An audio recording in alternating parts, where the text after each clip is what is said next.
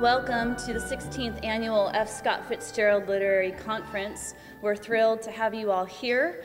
I think this is becoming a really important Rockville tradition, and I've been honored to be the conference director this year.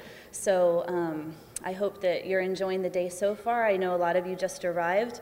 We do have donuts and some pastries and coffee in the back, so please eat up all the pastries. So they're for you to enjoy. As I said, Pamela will play for us again, and we have a great program this morning for you. I'd like to start this portion of the day by reading one of my favorite passages from The Great Gatsby. And this also is something a little different this year. I know that a lot of you realize that part of the inspiration for this conference is the fact that Fitzgerald is buried with Zelda and their daughter very close to the college, just down the street at the Catholic Church. And I'm a Californian. When I was in 10th grade, my English teacher made us read The Great Gatsby. And this was before I had seen the Robert Redford film version. So J. Gatsby was not quite yet appropriated for me with Robert Redford. And I remember when my English teacher read this passage about the shirts. And all of us in 10th grade just thought, what? Why is she making such a big deal about these shirts?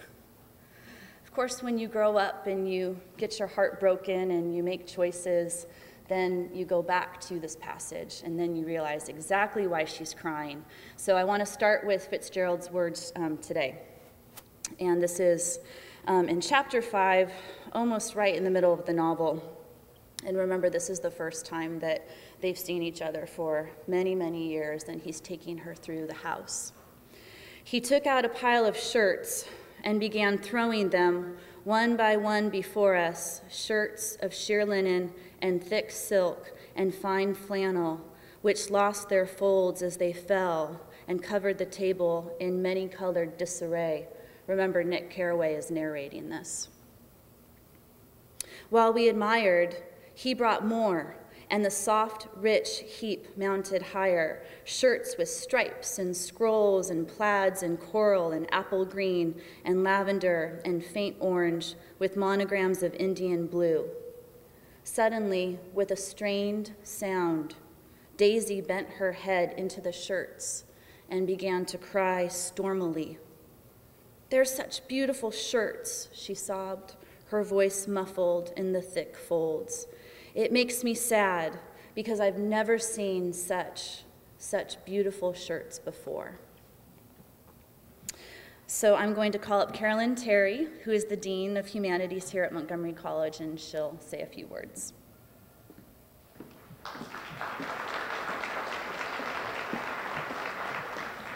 Good morning, everyone.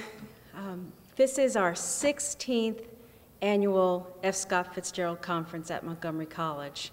And for those of us who have been around for most of those 16 years, it's sort of amazing that year after year, we pull this together. We start the minute after this conference ends to start reconstructing, and then it's a year-long effort. So I first want to acknowledge the members of the conference committee who have been working very hard over the last year. Linda Bishop is at the front, and she's not there right now, she's outside. She is the person who was handling the registration, as is Pat Chickering, who is our treasurer and our bookkeeper, so she keeps us straight with our money. And please thank them when you see them and you go outside, because they've worked very, very hard. Joe Monty, where's Joe? Joe Monty is down front.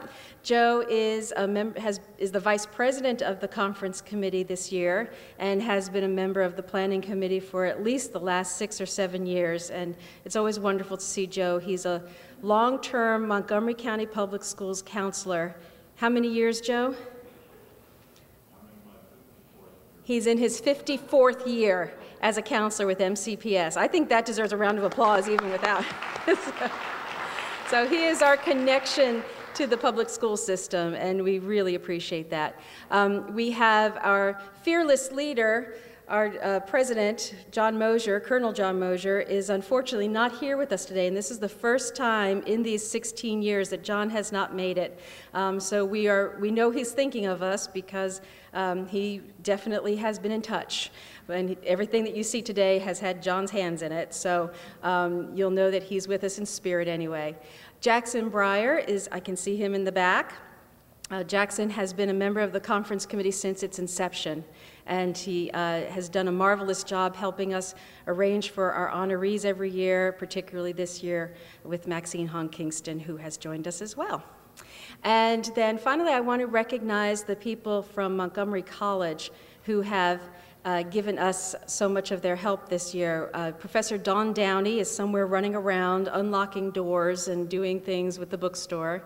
She's been my right-hand person this year. Professor Zachary Benavidez is another. Zach in the room? Zach somewhere? There he is. Okay, back there. Zach has been helping with getting our students from Montgomery College lined up to come and volunteer today and to participate in our master class. And we have a whole host of facilities people and technical people who are working today behind the scenes that I really, really appreciate. I'm especially grateful for our connection to the city of Rockville, and particularly for Betty Wisda, who is somewhere in the room, I think, or she also hides out by registration. Betty is the liaison to the city of Rockville, and she works miracles every year to get our publishing done, to get the word out, to send out all those postcards that you all received, and I really, really appreciate what she has done. And as part of our connection to the city of Rockville, I want to welcome councilperson Bridget Newton, who is going to give us a few welcoming remarks from the city. And I hope that you have a marvelous day and that you enjoy it and that you will come back again. Thank you.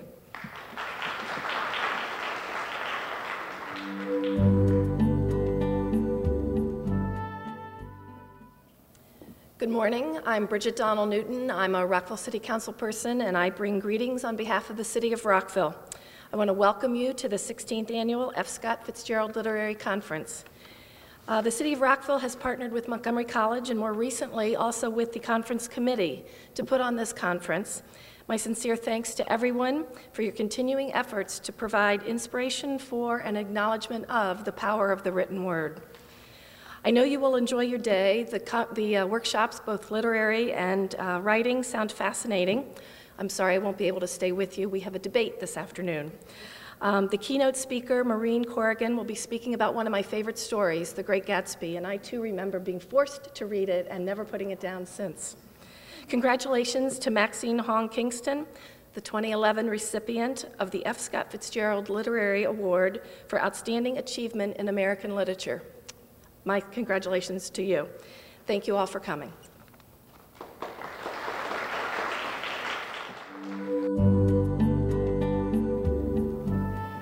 So all the workshops today have in some way, they have or they will focus on The Great Gatsby in various ways.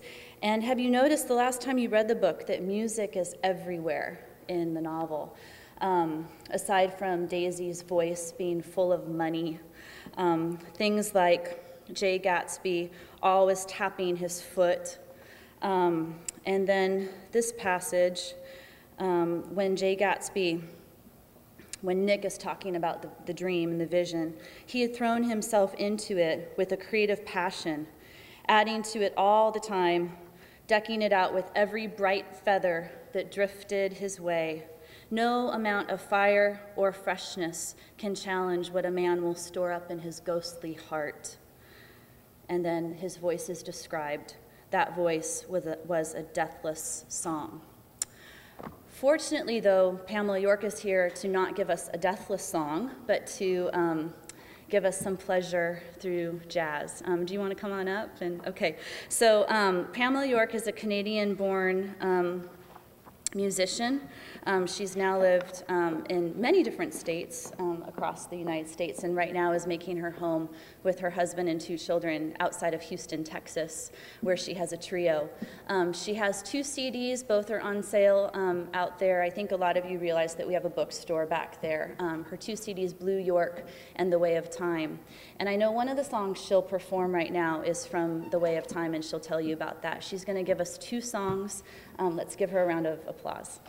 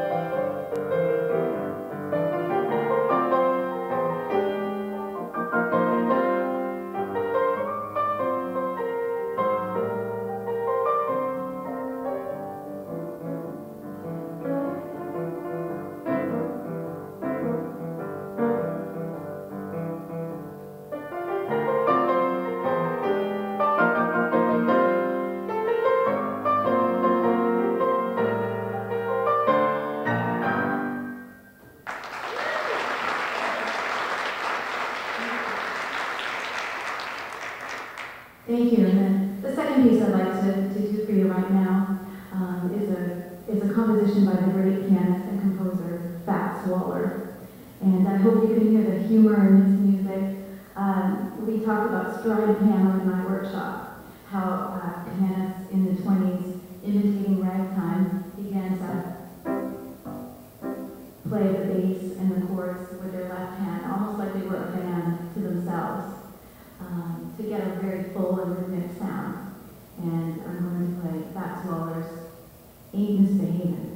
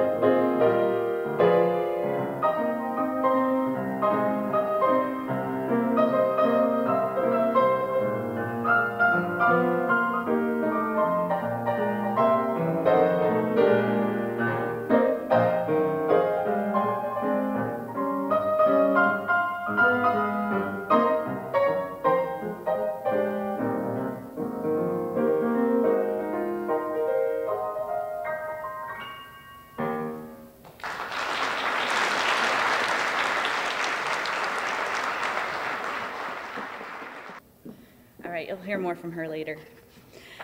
So there are many special people in this room today, and one such special person is my friend and Montgomery College professor Julie Wakeman Lynn. Where are you? There you are. Come on up. She just arrived back to Maryland from Tanzania, and she is going to tell you what she's been doing there.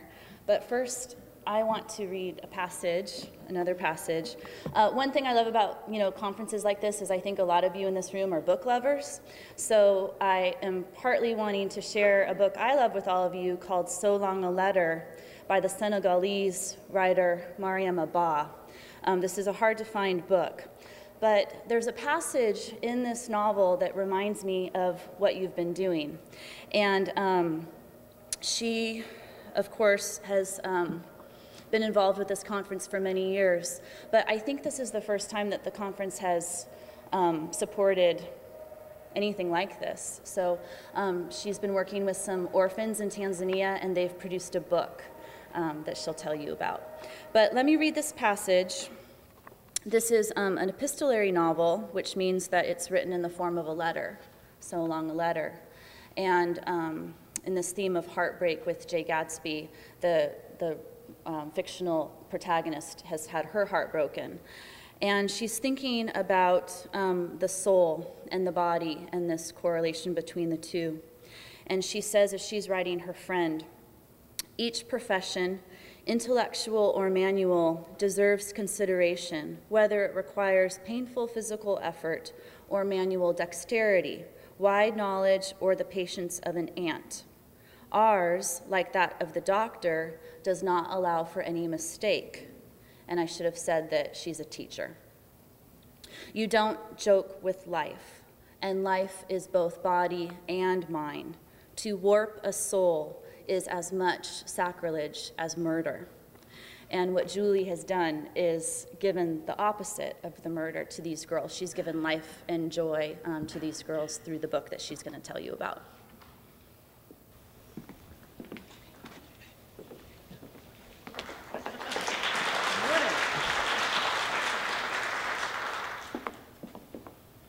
Habari za asabuhi.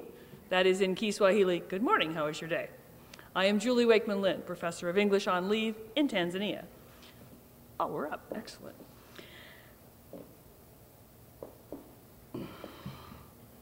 The UNICEF estimates that Tanzania has over 3 million orphans. The Bethsaida Orphans Girls Secondary School seeks to help the most vulnerable of Tanzanians' children, the adolescent female orphans, AIDS orphans. Founded in 2005 under the auspices of a non-governmental organization, the Olaf Palme Orphans Education Center, the school currently enrolls over 130 girls from all over the country, providing them with free housing, meals, psychological support, and a quality secondary education. Bethsaida offers a rigorous preparation for the National Form 4 exams, which qualify students to enter Forms 4 and 5, it'd be like junior and senior year here, to prepare for A-levels and college admission. Government scholarships are available for orphans who qualify for the university, but the gap is to complete secondary school. There are not enough secondary school places in the country, and orphans are further excluded by the costs involved. Bethsaida aims to fill this gap for its students. The Tanzanian government will generously support orphans if they can qualify for higher learning, which is great, except primary and middle school grades are taught in Kiswahili, and high school is taught in English. They must qualify in English. A huge gap of language thus occurs. Bethsaida has no permanent funding. It relies on charitable donations from individuals, churches, and organizations. As you can see here, the girls grow their own vegetables. They keep chickens to sell the eggs. They make beautiful origami cards to sell to raise money. They apply for funds from charitable organizations in Dar es Salaam, the Diplomatic Spouse Group, the UNS Spouse Group, etc. I wanted to give them something more, a project that was a sustainable source of income. 130 girls seeking an education. In this situation, the girls receive the best possible education in the national curriculum. I talked with their core teachers, a hard-working, dedicated group, but there's been no money for an arts or humanities curriculum. Then I enter the picture, a professor of English and creative writing, on leave with time on my hands. I wanted to offer them something they didn't have access to. So I developed a creative writing workshop curriculum especially for them. From my first moment in the classroom, when they stood as one and chanted, "Welcome, Professor," I knew this was going to be a unique experience. Unlike my American and international students here at Montgomery College, these girls listened to every word I spoke.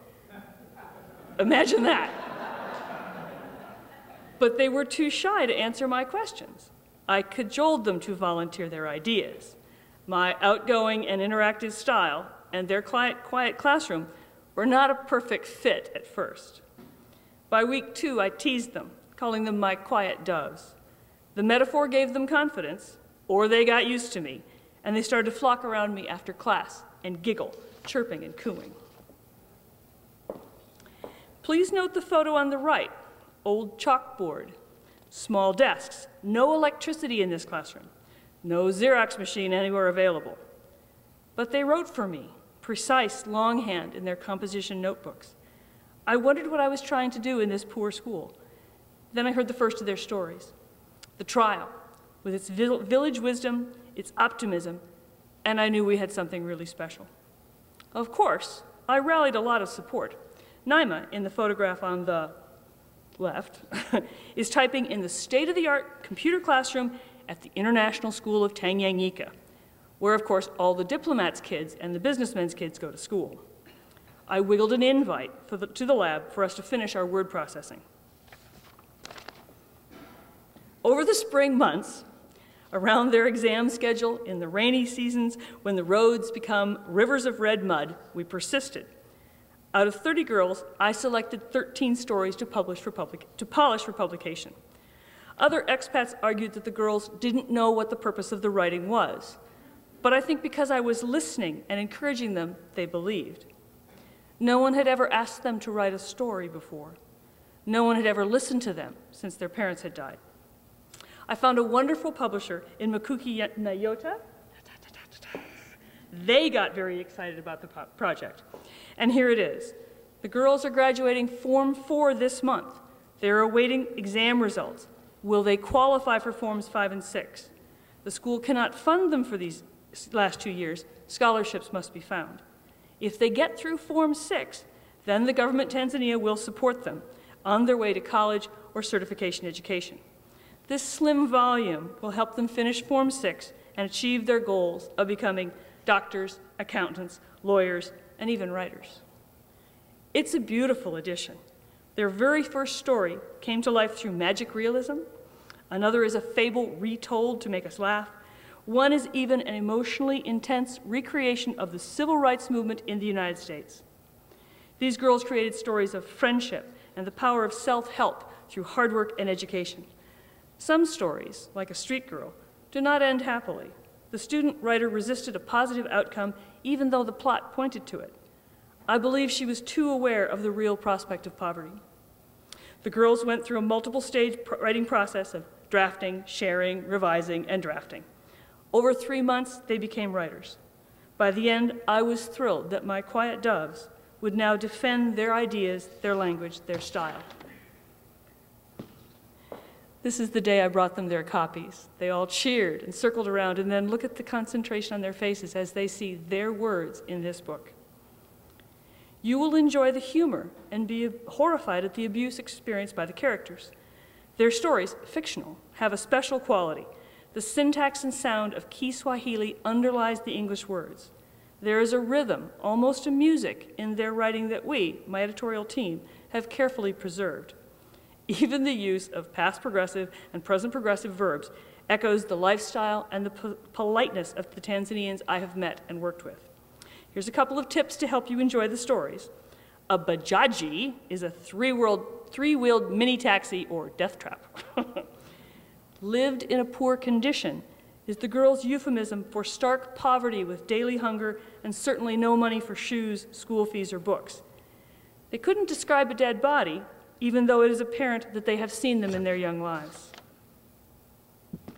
The publication has 2 purposes. It is a fundraiser for the school, and thanks to our sponsors, the purchase price will go to Bethsaida and future editions. It's available here today at the Potomac Review table for only $10 and any donation you wish to make. These are my author copies, so 100% goes to the school.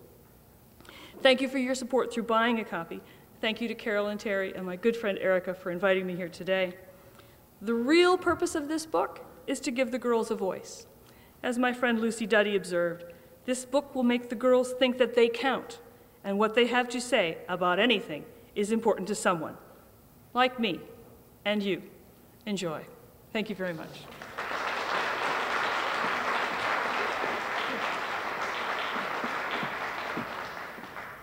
Thank you, Julie Wakeman-Lynn. So please do pick up your copies on the table outside. So without any further ado, I'm thrilled that another friend, Maureen Corrigan, is here to give a keynote. I know a lot of you have heard her. Here she is. Come on up. And fortunately for all of us, she's working on a book, on this book she loves, The Great Gatsby, and we get to hear some of those initial thoughts from the book. You know her as the NPR critic. A lot of us hear her every week. She also teaches at Georgetown University, and you know she's written this fantastic book, Leave Me Alone, I'm Reading, which is really fun when you're reading the book and someone says, what are you reading? And then you can say, leave me alone, I'm reading. So come on up, Maureen, and we're really looking forward to hearing what you have to say.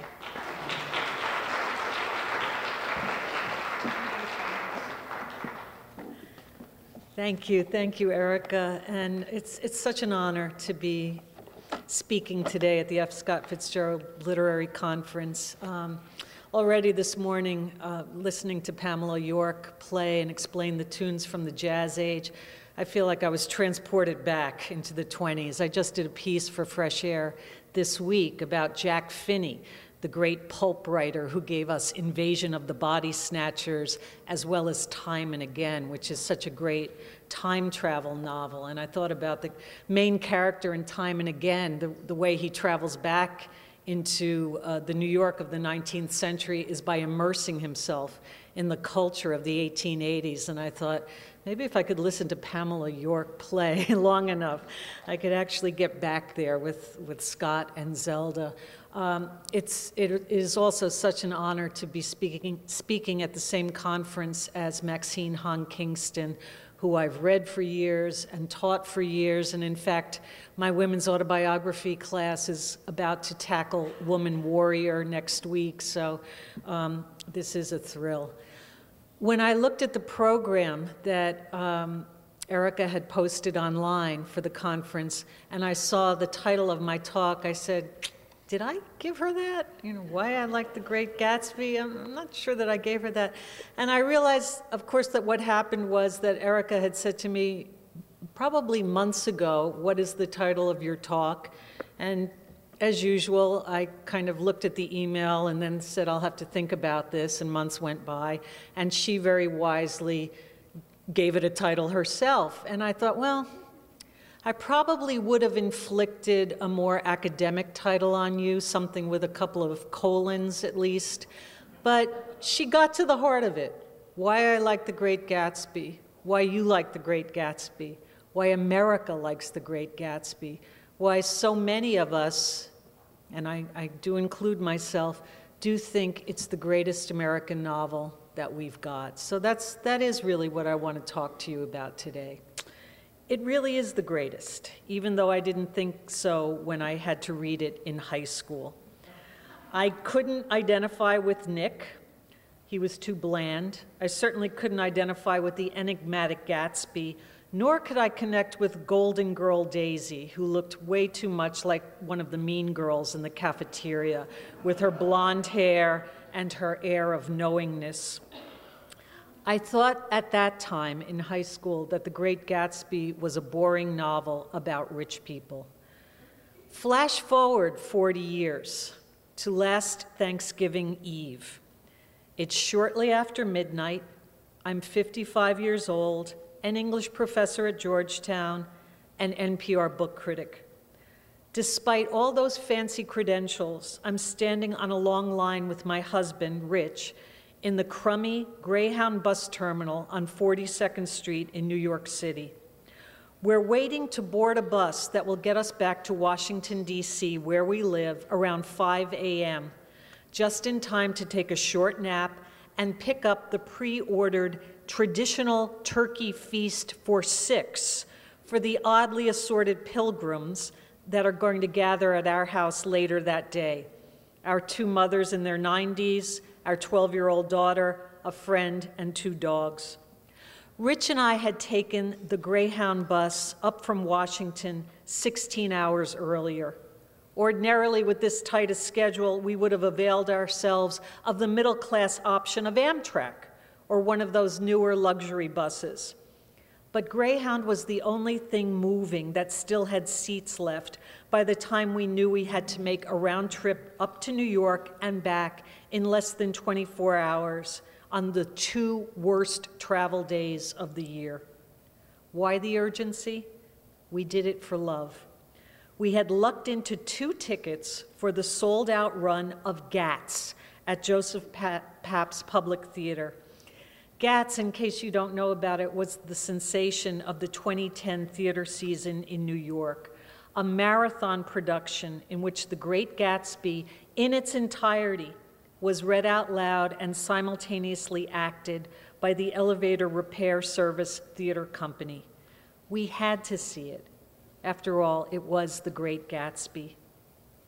If anyone could have told me when I was in high school that I would one day be making such a nutty pilgrimage just to hear The Great Gatsby read out loud for hours and hours, I would have thought that was as likely as an African-American president in my lifetime.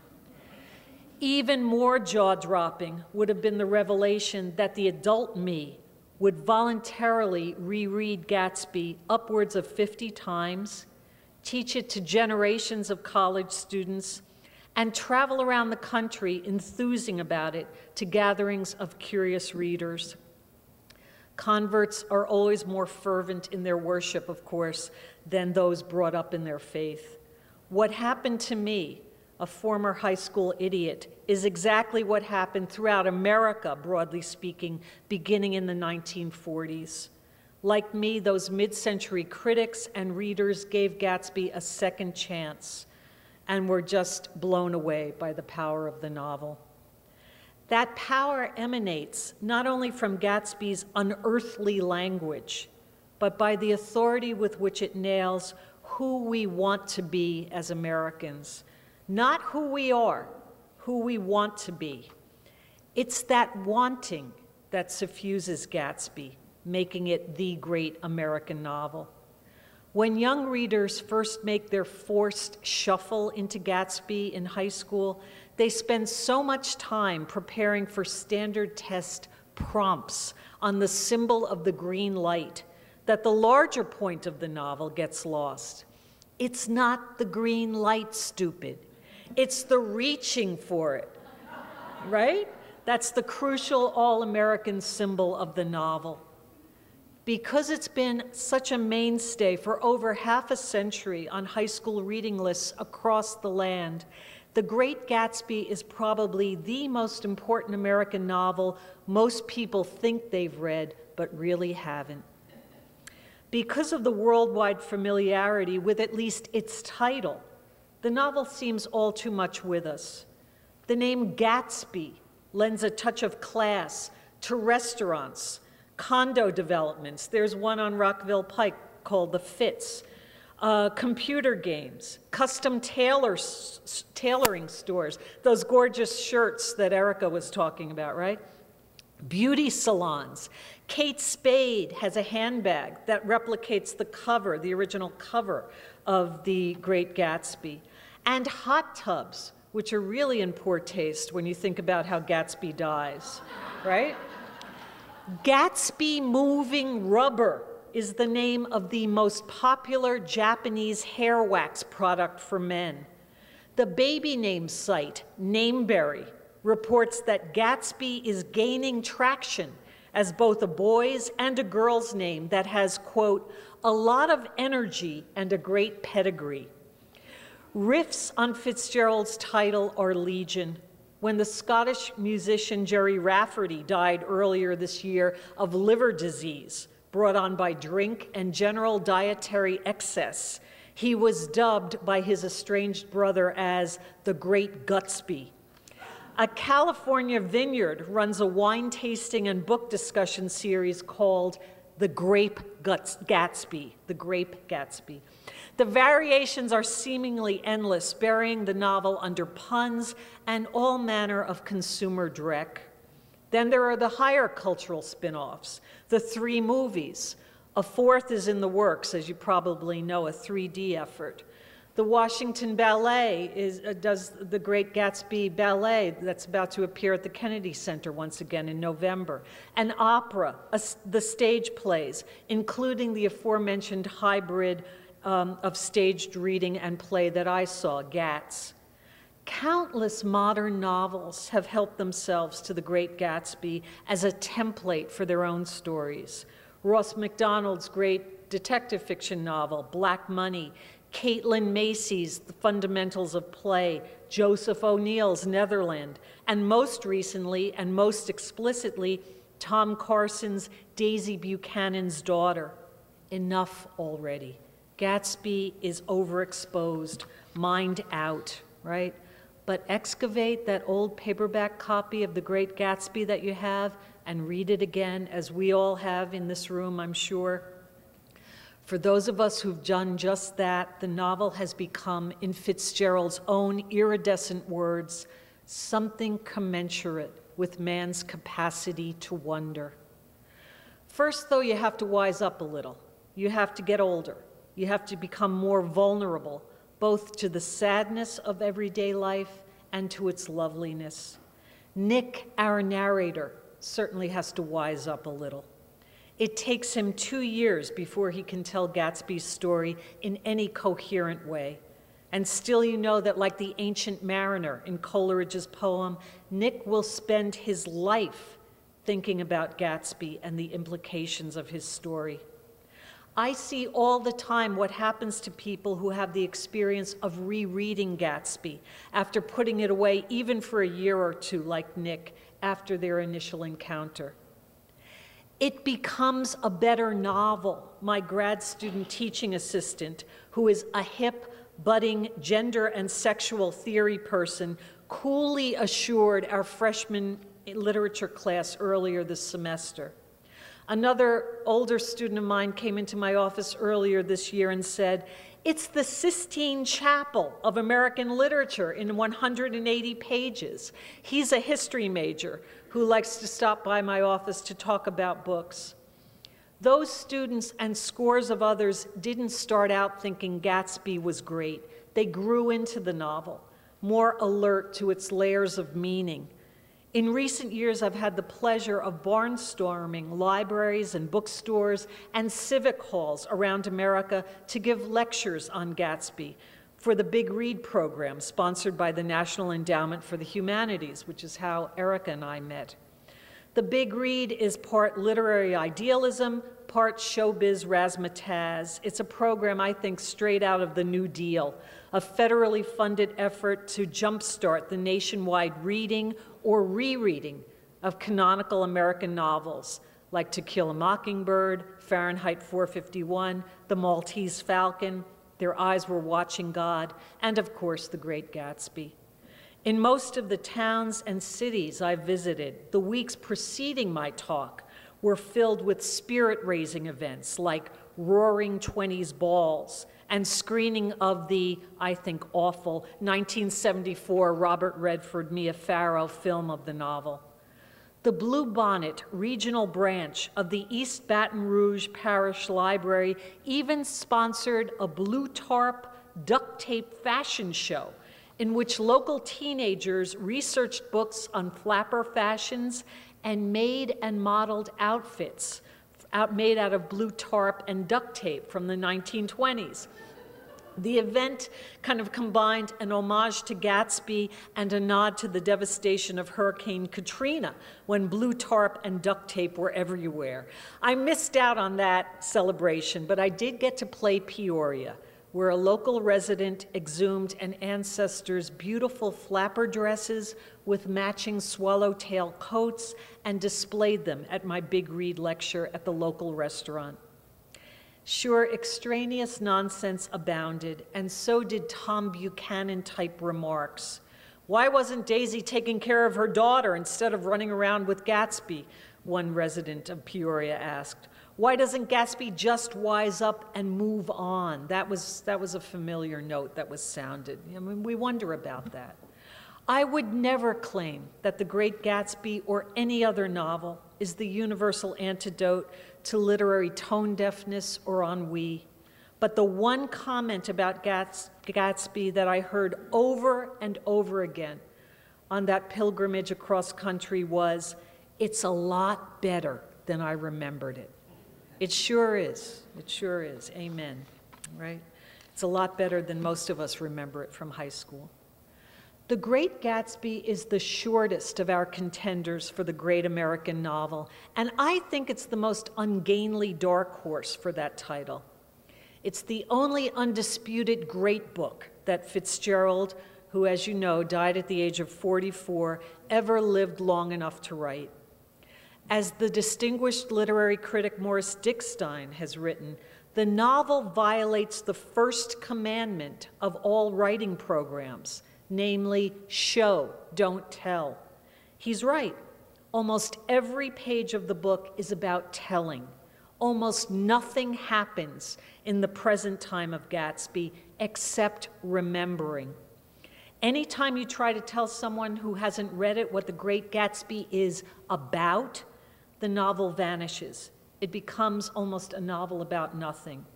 Well, it's about a man who was in love with a woman for many years, and then she's married, and they get reunited. You flail around like that.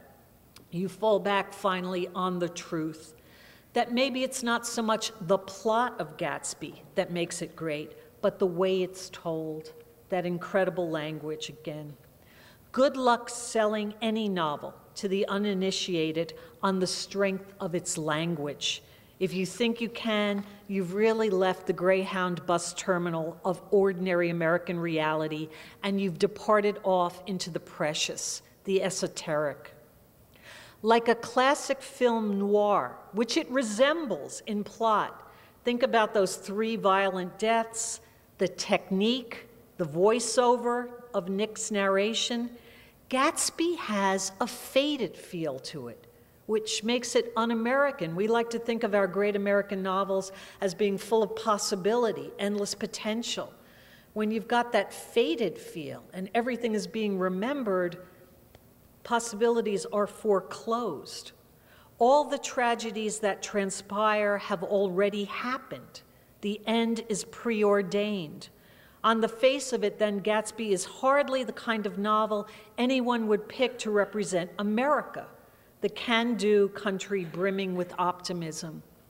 I like to show, when I'm talking about Gatsby to people who've read it more than once, I like to show the opening of Sunset Boulevard, Billy Wilder's classic film noir of 1959, starring William Holden, to talk about the connections that Gatsby has to the hard-boiled detective fiction novel, which, of course, was also erupting in the teens and 20s in America. Dashiell Hammett and all of the crowd associated with the Black Mask magazine were forging a uniquely American style in literature in the pulp magazines and in novels like The Maltese Falcon. When you put Gatsby together with those hard-boiled American novels of the period, it fits right in. Not only does it fit in because of the voiceover and because of the gangsterish elements in Gatsby, but it fits in because of how Jay Gatsby dies and because of the fact that his body is found in the swimming pool. So let's look at the opening of Sunset Boulevard, and then let's consider Gatsby as a noir or as a hard-boiled novel for a moment. Can we? Okay, got it.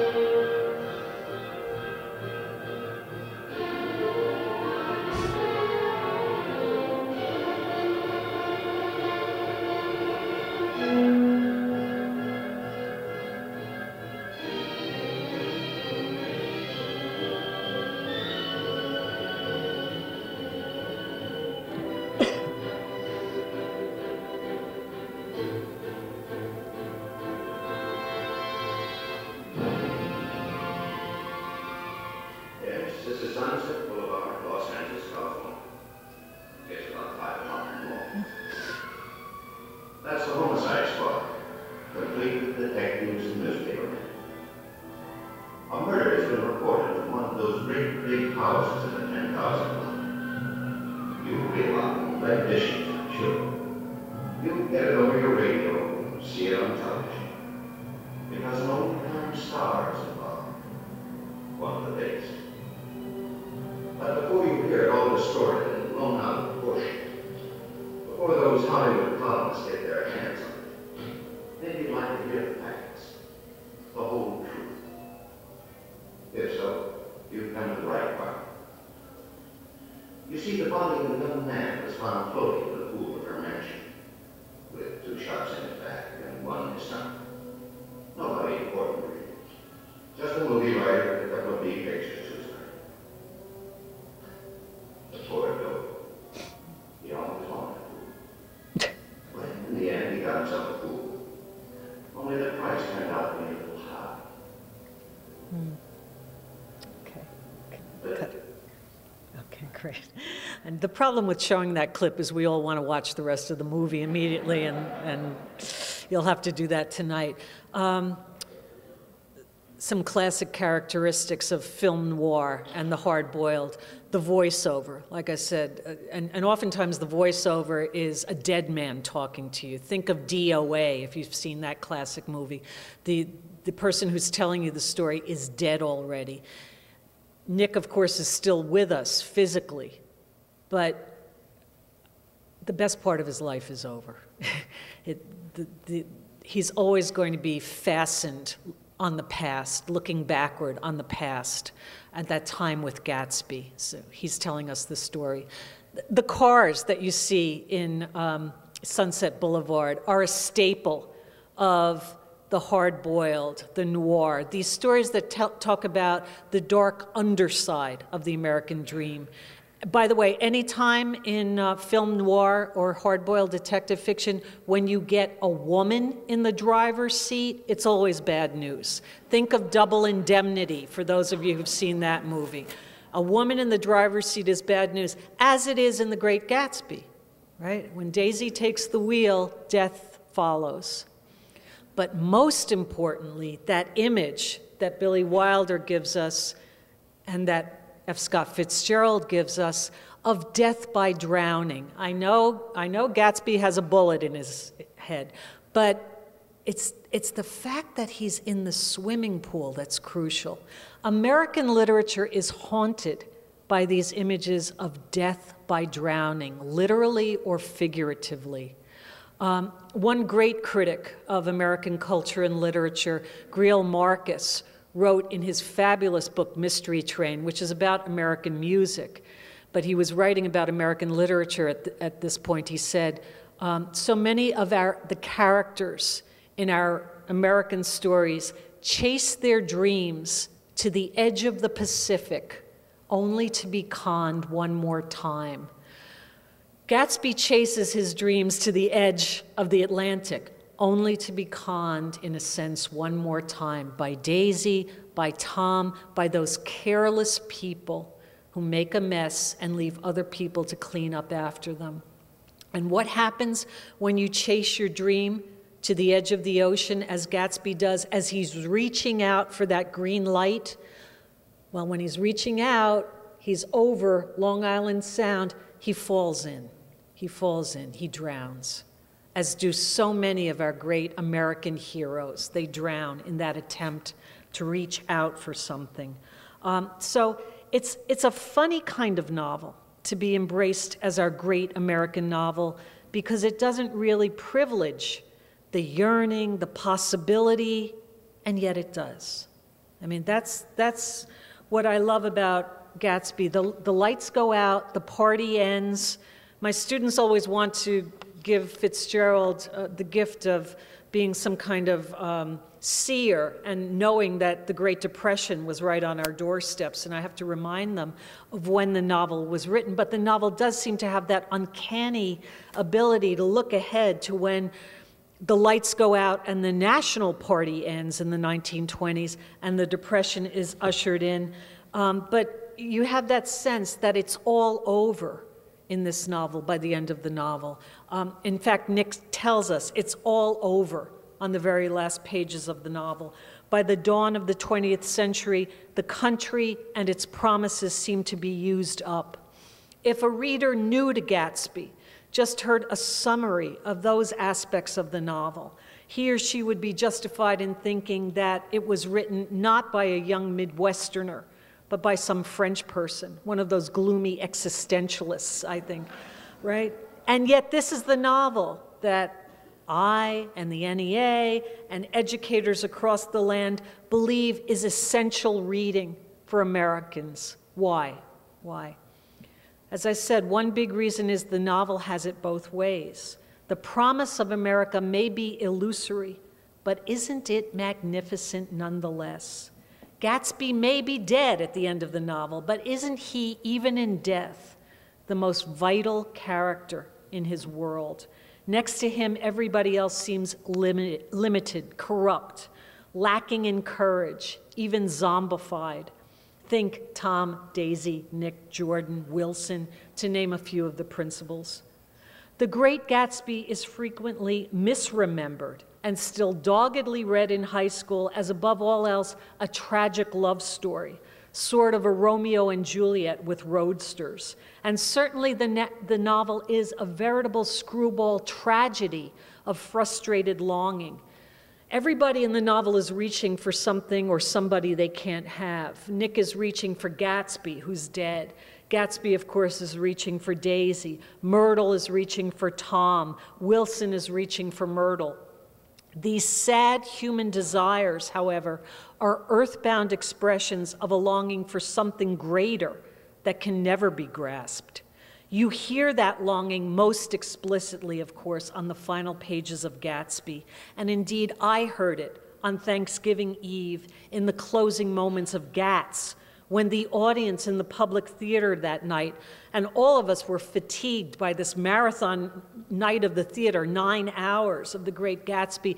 Nevertheless, when we closed in on the last paragraphs of The Great Gatsby, everybody was murmuring as one the last lines of the novel. So we beat on, boats against the current, borne back ceaselessly into the past. We know those lines mean something. We know they're important enough to be inscribed on Fitzgerald's grave, right, on his slab. What do they mean? One of the great riddles of the novel. Nobody in the theater that night, nobody who's ever read Gatsby completely understands those lines. And yet we all sense that they say something definitive about the grandeur of longing and the inevitability of failing. Guided by Fitzgerald's hints, especially on those final pages. I'm thinking of all those elegant elbow jabbings that Nick gives us about Dutch explorers and the fresh green breast of the New World. We readers also sense that that longing is, in Fitzgerald's view, fundamental to our identity as Americans. Sure, there are plenty of antecedents for this tale of outsized Promethean desire in classical literature, and in fact, the novel is framed by them. Fitzgerald introduces The Great Gatsby with an epigraph on the title page that contains a sort of jazzed-up image of Icarus, that poor airborne fool equipped with wax wings who flew too close to the sun and then took a nosedive. And if you have the novel in front of you, you can take a look at it. Otherwise, the poem goes, "Then wear the gold hat, if that will move her. If you can bounce high, bounce for her too, till she cry, 'Lover, gold-hatted, high-bouncing lover, I must have you,'" right? If you flip then to the last page of the novel, there's a fleeting reference to Charon, the ferryman who conveys the bodies of the dead, presumably here those who've fallen, like Gatsby, like Icarus, across the river Styx. And the line reads, "Most of the big shore places were closed now, and there were hardly any lights except the shadowy, moving glow of a ferry boat across the Sound." But another voice informs those lines, the distinctly American voice of Walt Whitman, who used the Charon image in Crossing Brooklyn Ferry, his haunting poem about commuting between Brooklyn and Manhattan, between this world and the next. Throughout Gatsby, Fitzgerald consciously emulates Whitman in Americanizing classic myths. The Icarus who plummets in Gatsby does so because he flew too close to the son of Daisy. And if you're up on your medieval word sources, daisy refers to day's eye, the Middle English way of describing that flower which looked like the sun. Gatsby flies too close to Daisy, to the day's eye, to the sun, and he falls down, he melts. And of course, Daisy gives us the golden promises of America, all the illusions of America.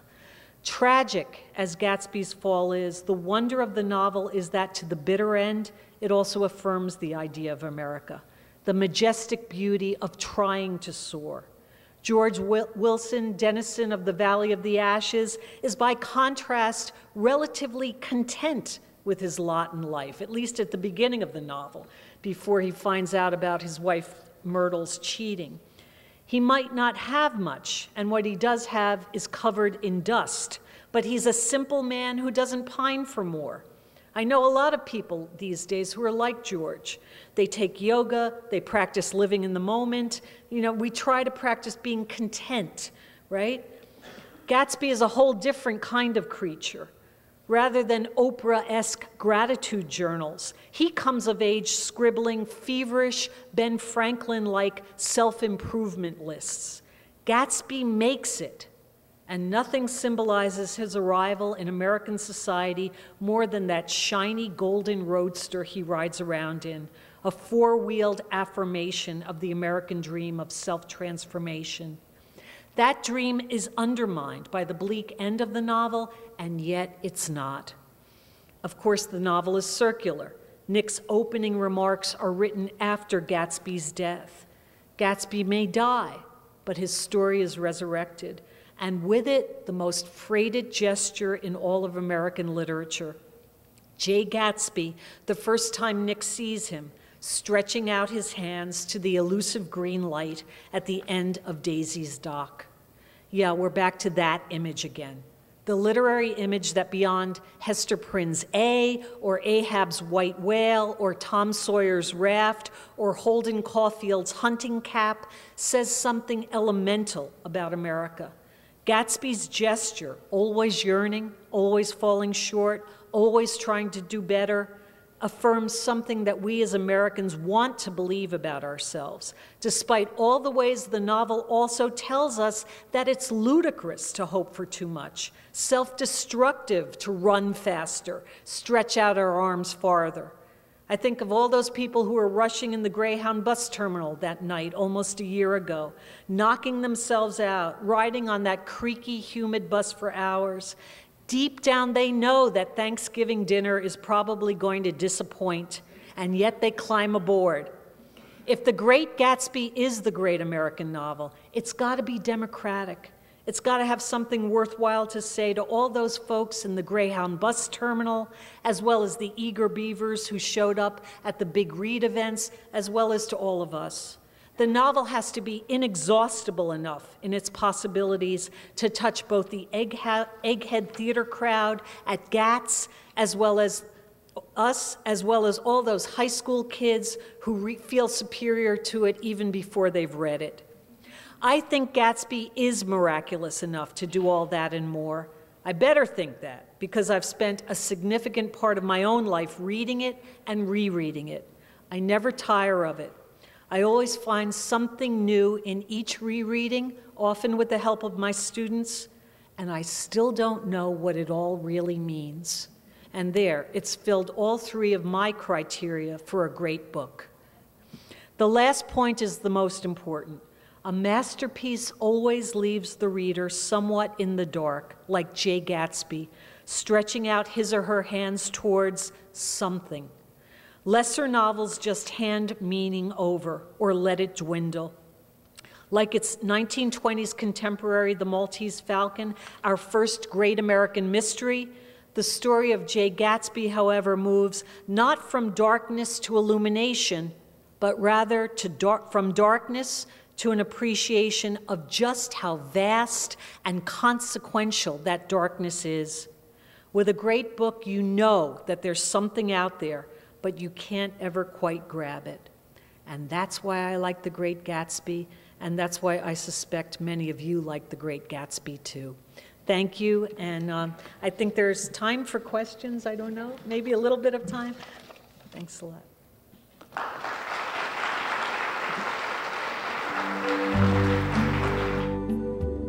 We're going to begin our other event, the awards ceremony, where we're honored to celebrate 4 short story winners, and our honoree this year, Maxine Hong Kingston, who I know all of you are probably here mostly to see her. So let's get started. One thing that I know a lot of you are noticing is that we not only have music this year, but there's a loose thematic thread running through the conference, which is the Great Gatsby. And I think all of you realize that Fitzgerald, Zelda, and their daughter Scotty are all buried nearby. So that was part of the reason why this conference began so long ago, to honor all of them and their relationship with Maryland. They also, of course, were in Baltimore as well for a while. So I'm going to start this portion by reading a different passage from the Great Gatsby. I mentioned before all the sound and all the music and all the rhythm that's mentioned, aside from Fitzgerald's beautiful prose. And this is one of my favorite passages about Daisy. Daisy began to sing with the music in a husky, rhythmic whisper, bringing out a meaning in each word that it had never had before and would never have again. When the melody rose, her voice broke up sweetly, following it in a way contralto voices have, and each change tipped out a little of her warm human magic upon the air.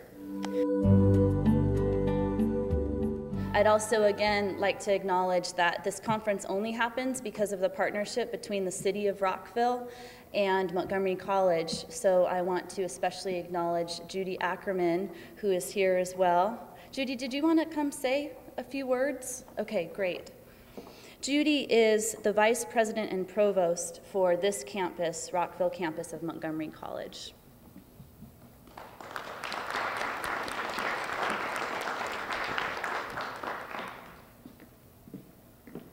Good afternoon. Well, that's sort of anemic. Good afternoon. I know that lunchtime's sort of downtime. As the vice president and provost of our campus, I really am delighted to be able to welcome all of you to our campus. Since the inception of this special conference, we've been very happy to be the host site. It certainly is in keeping with our mission that includes the statement that we enrich our community, and I think this is exemplary of that. I hope that you've been enjoying your day thus far. Please know that our college president, Dr. Darian Pollard, who is also a former English professor, has been talking about the conference whenever she's had a chance, and unfortunately there have been so many things related to the college going on today, and we had a very big scholarship conference that she is at, but she would be extending her greetings if she were here. From the beginning of this conference 16 years ago, we've really been thrilled to welcome such a variety of authors who are celebrated, award-winning, noteworthy, and who are generous with their time to work through the workshops and work with our community members and our students. I know that you'll join me in extending a warm welcome to this year's honoree, Maxine Hong Kingston. And what's impressive to me about that as an educator is that she has been a supporter of community colleges. She was a keynote speaker 2 years ago at a college with a very similar name, Montgomery County Community College, but it's in Pennsylvania. And just last year, she made headlines again when she received the Barnes & Noble Writers Award for giving generously to other writers and to the broader literary community. During her acceptance of the award, she said, "Writing in community grows in chain reaction." The F. Scott Fitzgerald Conference is a perfect example of writing in community and creating that chain reaction. And if he was here today, I think F. Scott Fitzgerald would agree that Maxine Hong Kingston is a perfect honoree for today's conference, for her career. Each year, this conference offers so much to our community. It's a wonderful way to network and collaborate, and as was said, the college and the city of Rockville and other sponsors are fortunate that we can attract writers, teachers, students, creative people like each of you who come to participate each year. And as you can imagine, it takes many hands to plan and organize a program such as this one. And so please join me in thanking the Planning Committee for the conference.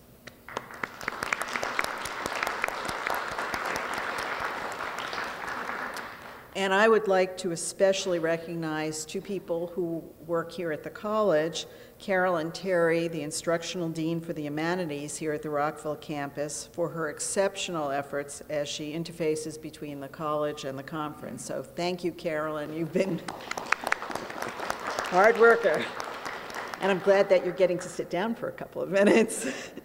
I'd also like to thank Erica Koss, who is the conference director, but she's also an adjunct faculty here at Montgomery College. So thank you, Erica.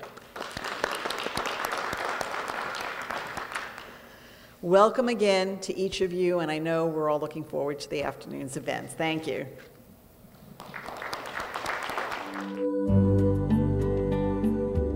So now we're going to turn to the award ceremony for the presentation of the 16th Annual F. Scott Fitzgerald Short Story Contest winners.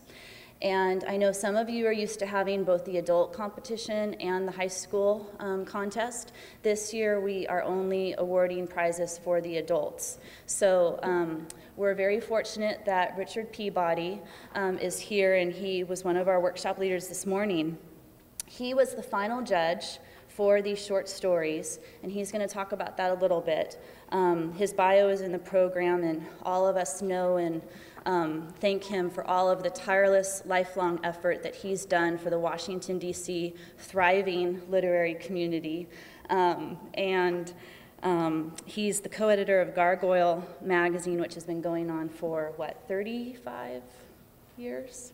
So we're all happy about that magazine. So come on up, Richard, and we're going to announce the winners. Winners, when we call your name, please do come up and we'll all clap for you. Thank you. We'll all clap. We're going to start with the, okay. So you can look in your program and read along. Third runner-up is Judith O'Neill. Is she here?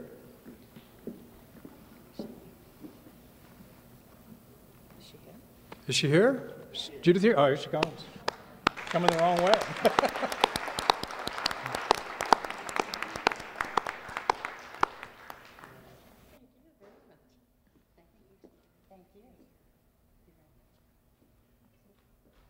Is Barrett Warner here? He's our second runner-up.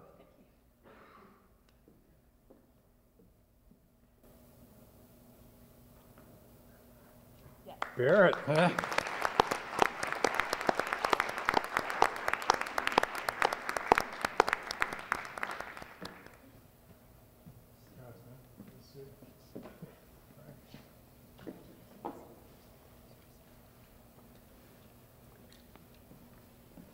And I just met our first runner-up in my workshop, Amani Elkasbani.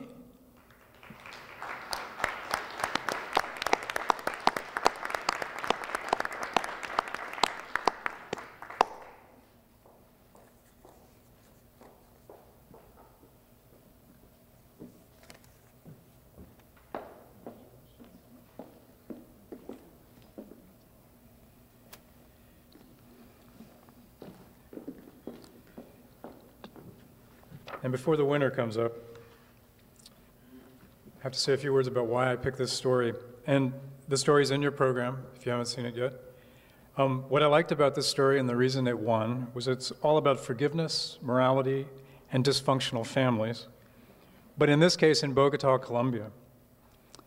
How 20 years later, a daughter returns to her dying father and eventually takes charge. It's an emotional ride through a psychological minefield of abuse and power, and she renders it lovingly with vivid details and believable dialogue.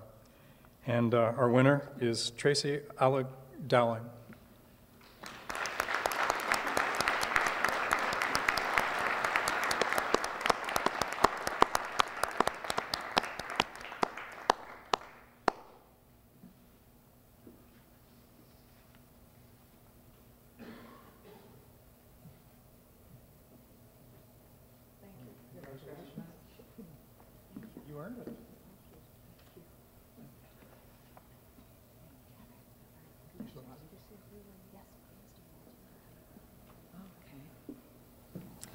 Well, they told me I had an opportunity to say a few words about this story. First of all, I want to say thank you. I am just overwhelmed at it having won the award that it has, and especially because it's at an event honoring F. Scott Fitzgerald, whom I've always had a great deal of admiration for, and I've always enjoyed his short stories. Yes, he wrote The Great Gatsby, but he also wrote many, many wonderful short stories. This particular short story I have been working on for a long time, and originally it was about 5 times as long. And it was a wonderful exercise in how one gets down to the essence of what one is trying to say. And ultimately, when I had taken away all the debris, which was pretty good writing, actually. I had to kill a lot of my babies, as they say, because cutting something down to its essence is hard work. The writing's hard work, but the writing's just your raw material. Then you have to really shape it. And it is a story about forgiveness. It's a story about a young woman I knew. Not all the details are necessarily details of her life, but the emotions and the forgiveness that was exemplified by her attitudes toward an absolutely horrifying family situation were so admirable that I had to write about them. And I'm very glad that someone thought it worthy of a prize, and I'm very glad that it won this prize. And I am very grateful to all of you who will read it, because it was something that I needed to say. So I thank you very much.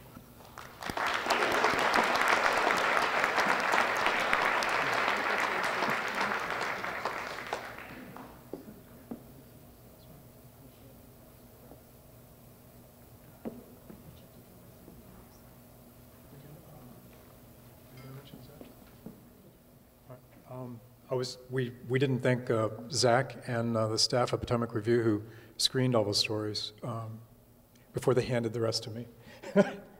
Thanks.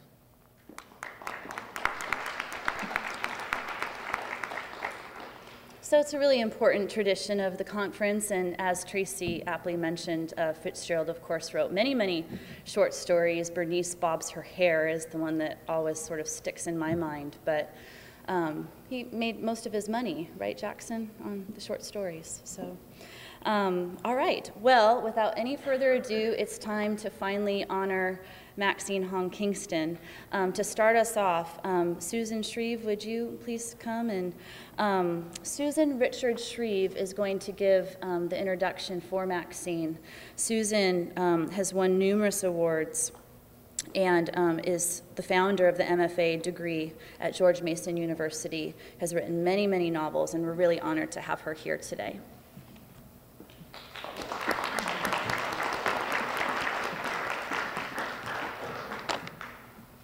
This is a great honor to introduce you, Maxine. I love a broad margin to my life. This title of Maxine Hong Kingston's most recent book, a long poem in free verse about her life, looking back at it in sideways and inside out, moving through her work as a poet and memoirist and novelist and nonfiction writer, as a fierce advocate and a gentle healer, as a mother, a woman, a builder of communities, a brave voice against injustice. A tiny woman, as you can see. She stands high and sees wide. I tried to make my mind large as the universe is large, so that there is room for paradox. Those are her words. And paradox, unsettled and unsettling, is Maxine's territory, for language and thought and spirit. You can see it in her writing, in the ease with which she moves from realism to myth, from magic realism to hardcore practicality and wit. Just the titles of her books, and I won't name them all, gives a sense of the range of Maxine's creative life. I have probably taught The Woman Warrior, a memoir of a girlhood among ghosts, 20 times, and so have countless other teachers and writers. It is as new today as it was when it was written, one among a handful of books which has entered our collective consciousness. This book was followed by China Men, about 3 generations of Chinese men in America, and Tripmaster Monkey, about a young Chinese American, neither Chinese nor American, an astonishing, irrepressible fictional character. 7 books and 2 collections. Sorry, I lost myself. I met Maxine between the 4th and 5th book of Peace. The 4th, which burned with her house in the Berkeley Oakland Hills fire, which just had its 20th anniversary. We had dinner with my younger daughter, and Maxine told the story of the first 3 books of peace, which had existed a long time ago in China and proved so threatening to the reigning powers that they were burned. That Maxine went back to a 5th book of peace after the loss of the 4th one and her house and the burning of her neighborhood, and wrote a meditation that is beautiful and redemptive and a testament to her searching optimism and uncompromising loyalty to peace. She has won many prizes for her work as a writer and her life, including the Humanities Medal from President Clinton, recognizing what certainly is astonishing work, looking in all she writes back into history and forward into tomorrow, as if they were, as they are, one. There is a line I will misquote in Fitzgerald's notebooks in which he says, "I believe I have been, in my small way, an original." Maxine Hong Kingston is an inevitable recipient of this Fitzgerald Award, an original in her work as a writer, swimming in every sea, as a tenacious thinker, and as a spirit for life and love. As to love, I am very lucky to be your friend, and so are we all. Thank you. Maxine.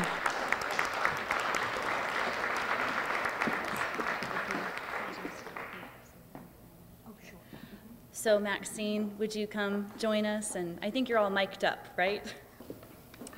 Come up here.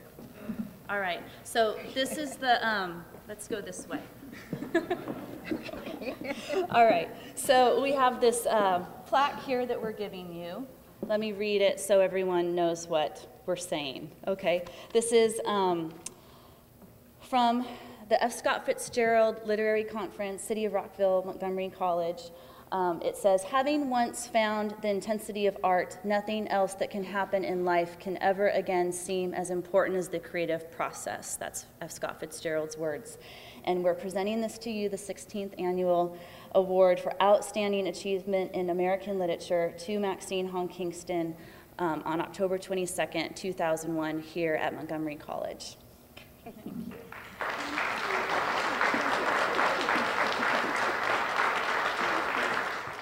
Thank you, Susan. That was the most wonderful, those were wonderful things to say about me. And then when I heard this, having once found the intensity of art, you know, I thought I said that. And now they're saying Fitzgerald said it. But I'm going to read this again because I'm sure I said this. Having once found the intensity of art, nothing else that can happen in life can ever again seem as important as the creative process.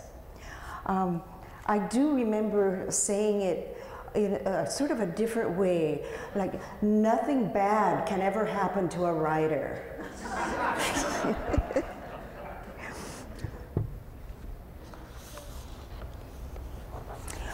Well, congratulations to the Short Story Award winners. That is a most amazing form, the short story.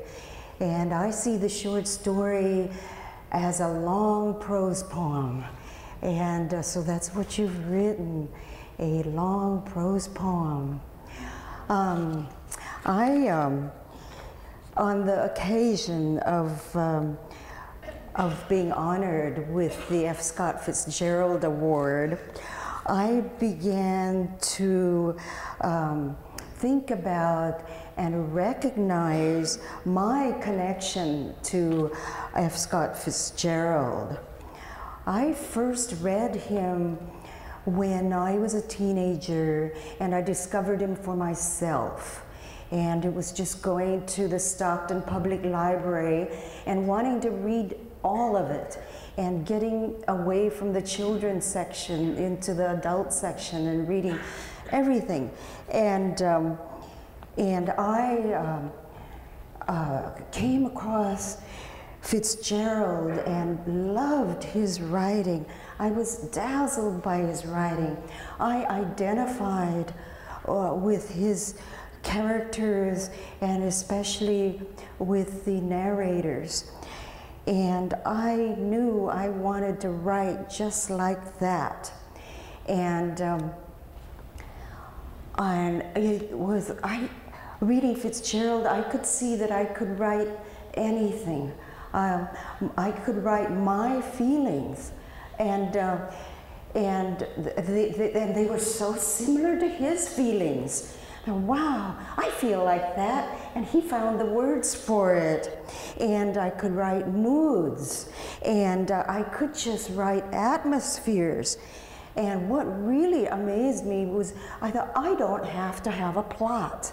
And because I felt that I was especially poor at plots, and because I didn't see how life was organized or like a plot, but I didn't have to have one. I just could write from feeling to feeling and mood to mood, atmosphere to atmosphere, and I made a rule of writing for myself based on Fitzgerald.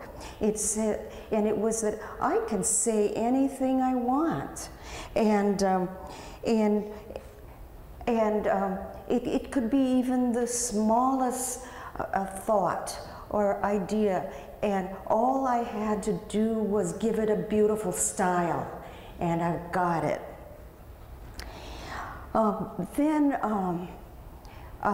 You know, when I went to high school, we were not assigned any Fitzgerald. Then I left Stockton for Berkeley. And one of the first things that we did when we got to Berkeley was that we had to take the English A exam. And that was to put you into certain English classes. And we had to write an essay for the English A exam. And I wrote about my life, which is just like F. Scott Fitzgerald's life. And I have those same feelings too.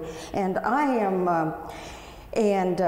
my feelings, my worldview are so much like his. And I am just about ready for a crack up myself.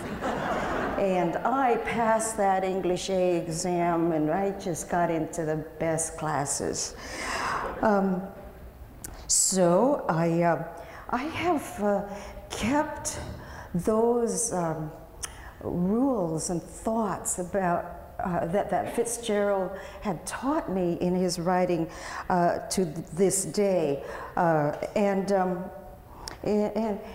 what I learned was that everything I think and feel and know is important, and all of it is worthy as a subject of art. And another habit that I was encouraged by the Crack Up is that's a diary-like writing.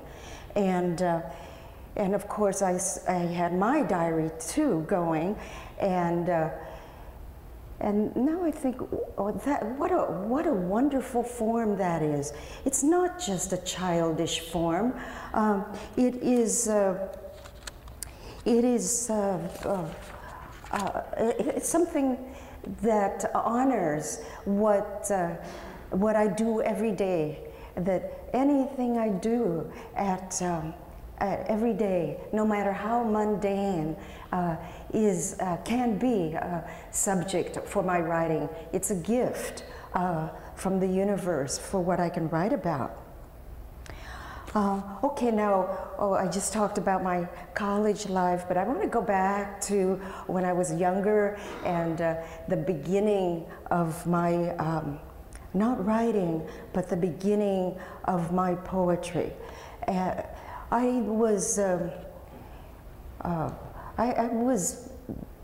Well, my mother says that I was born talking, and that and right away I could talk story, and I could make up poems.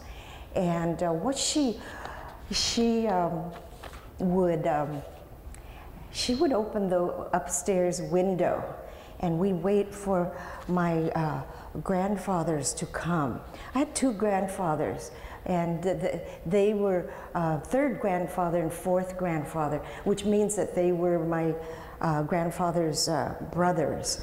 And my mother would hear them coming, or I could hear them coming too, because they had a stagecoach and two black horses, and they converted the stagecoach into a vegetable wagon. They brought the vegetables into the city from their farm and go from house to house and sell the vegetables. And so we'd hear the horses coming, and my mother would hang me out the upstairs window, and she'd have her arms at my side, and she'd hold me, and she'd say, well, sing to your grandfathers, tell them a poem, make them laugh. And so here is my first poem. Samgunga, Segunga, Nehoi Naya, Mahai Cup Cup, Segyo, Yao Segyo, Nehoi Naya. Okay, so there, my rhythms, my primal rhythms, which I am trying to get into the American language constantly. So the translation is, hey, third grandfather, hey, fourth grandfather, where are you going? Horseshoes, clippity clopping, 4 feet, then 4 feet, where are you going? So, so you have heard like my primal language and my beginnings, which are in poetry, and that is also my, not just the primal sounds, but the primal form, which is poetry and rhyming poetry.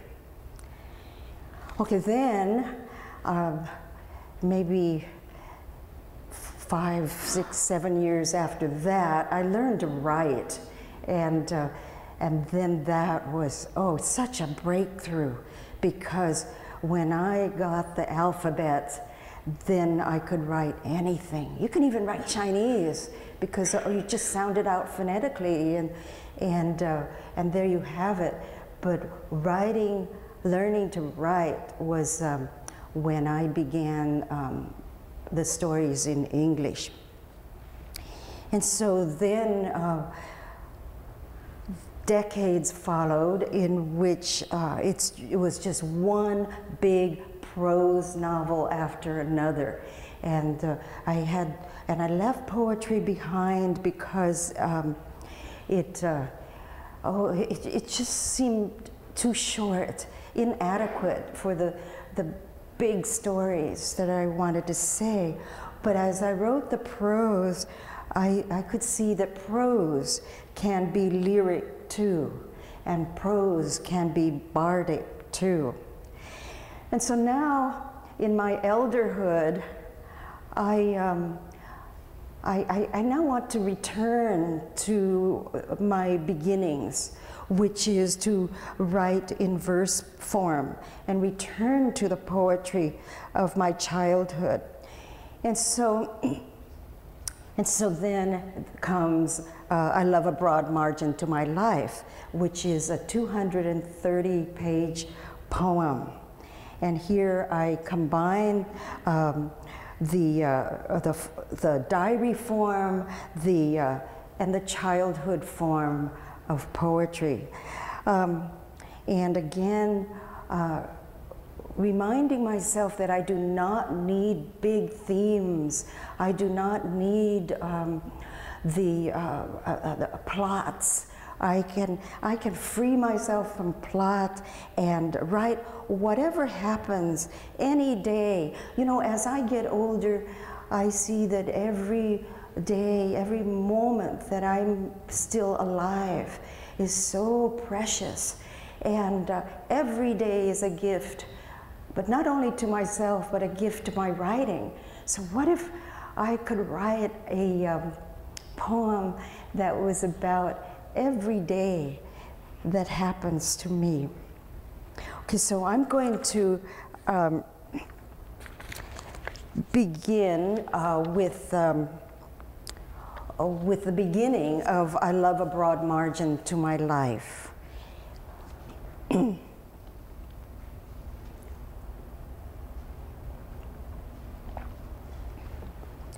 I am turning 65 years of age.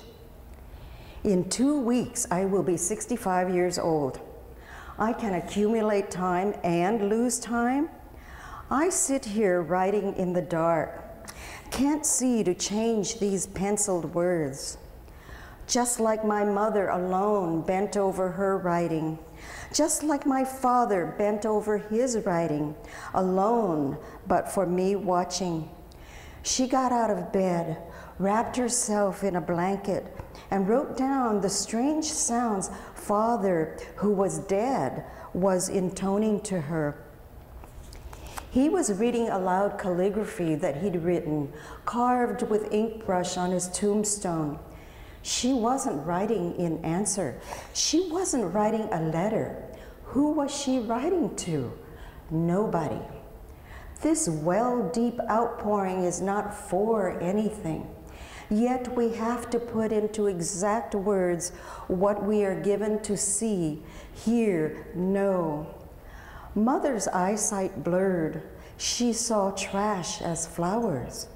Oh, how very beautiful. She was lucky, seeing beauty, living in beauty, whether or not it was there. I am often looking in mirrors and singling out my face in group photographs. Am I pretty at 65?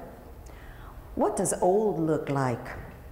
Sometimes I am wrinkled, sometimes not.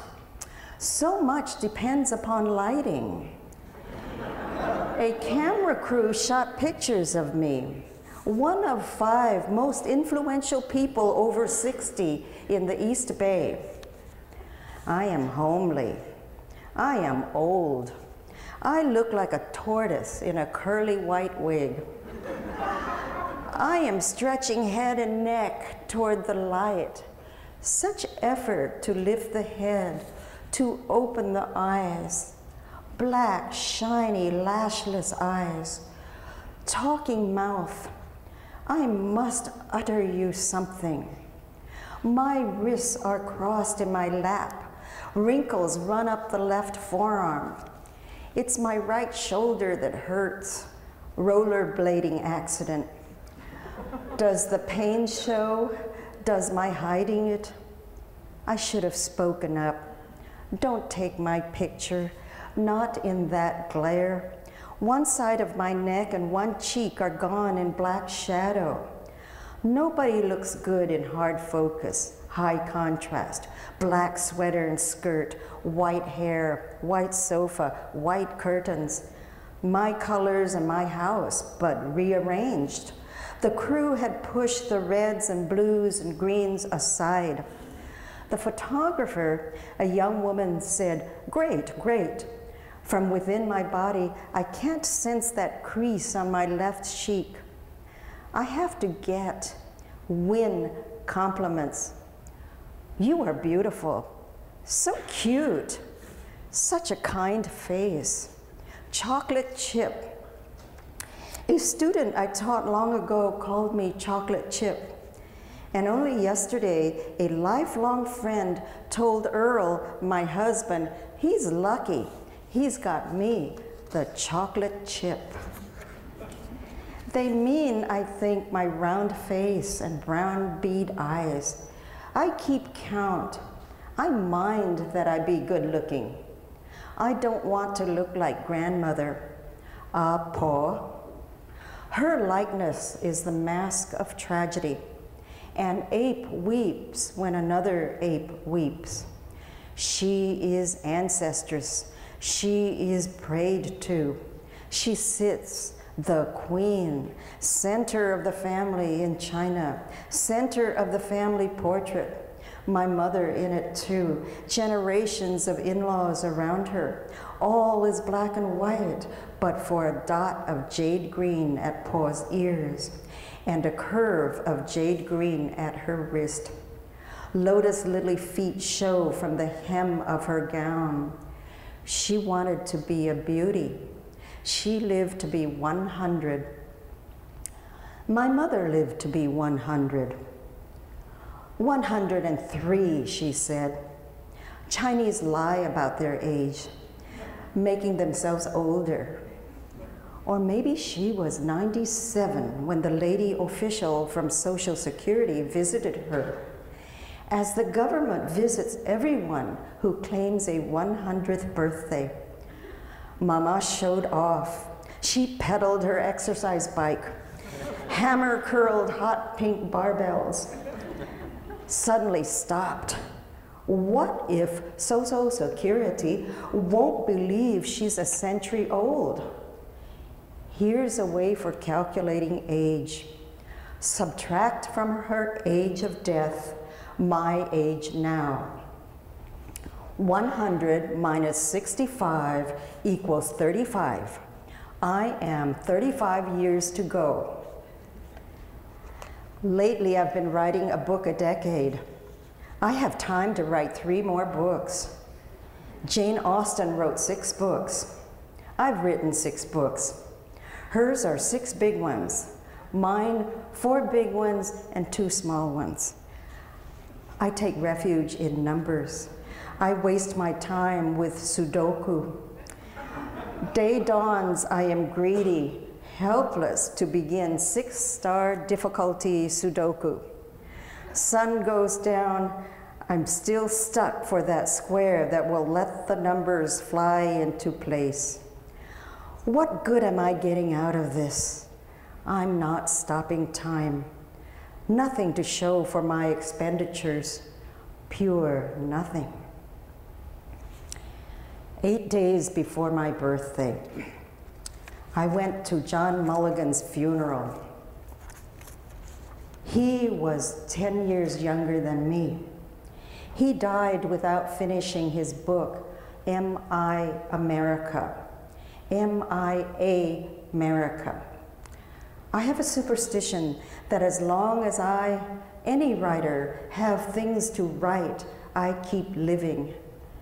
I joined in singing again and again a refrain, send thou his soul to God. Earl, though, did not sing, did not say any of the Latin, any of the prayers. He muttered that the Catholic Church divides you against yourself, against your sexy body. The church is a gyp. John Mulligan should have had a pagan ceremony. Woman warrior, Robert Louis Stevenson and Cuchulainn had come to him in Vietnam. John carried them, tied to him by silver cords, to the U.S. The priest who came from the Philippines kept reminding one and all that the benefits he was offering were for Christians only. But he did observe John's being born and raised in Scotland and coming to America at 17, summarily drafted to Vietnam. You didn't have to be a citizen to be drafted. He lived homeless for a while. He wrote his way home. Died only a week ago, run over walking across a highway.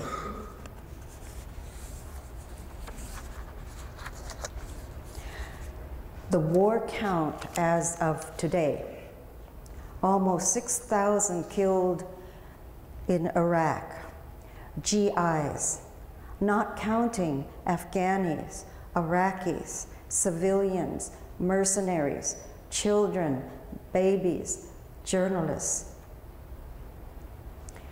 7 days before my birthday, I had breakfast with Mary Gordon, who's always saying things I never thought before. It's capitalistic of us to expect any good from peace demonstrations, as if ritual has to have use, gain, profit. I agreed. Yes, it's Buddhist to go parading for the sake of parading. Can you think of a writer besides Chekhov who is holy and an artist? Grace Paley. She smiled. Well, yes, obviously. Thoreau. Oh no, Thoreau's too Protestant, tidy, non-sexual. He goes home to mom for hot chocolate. No sex, no tragedy, no humor. Come to think of it, Thoreau doesn't make me laugh. A line from Walden hangs over one of my desks. I love a broad margin to my life. Sitting here at this sidewalk cafe with Mary, deliberately taking time off from writing and teaching duties, I am making a broad margin to my life. The margin will be broader when we part, and I am alone. Thoreau swam, then sat in the doorway of his shelter, large box, dwelling house, alone all the summer morning, wrapped in the sunlight and the trees and the stillness. Birds flitted through the house, until by the sun falling in at my west window or the noise of some traveler's wagon on the distant highway, I was reminded of the lapse of time. I have a casita of my own, built instead of a garage after the big fire. Its width is the same as Thoreau's, 10 feet. Its length a yard longer. He had a loft. I have a skylight. I want to be a painter. Sometimes I hear the freeway, now and again the train and the campanile. Thoreau heard the band playing military music. His neighbors were going to war against Mexico. He made up his mind not to pay taxes. Trying broad margin meditation, I sit in the sunny doorway of my casita amidst the yucca and loquats and purple rain birches. Some trees I planted, some volunteered. Birds, chickadees, finches, sparrows, pairs of doves, a pair of towhees, and their enemy, the jay. Hawk overhead, barn swallows at twilight. I know, Thoreau sat with notebook and pencil in hand, days of writing. Now I'm going to skip a few days of this diary-like, poem-like narrative, and I'm going to read to you I think this is the, this is just the day before my birthday. And I am I am thinking about my father and thinking about publication my father wrote a lot of poems, which were mostly lost in China, and I guess in a way you could think of him as an unpublished poet, but even if you write for a lifetime and you never have publication, and you never even find your reader. And, the Chinese have a myth that gives you consolation for that.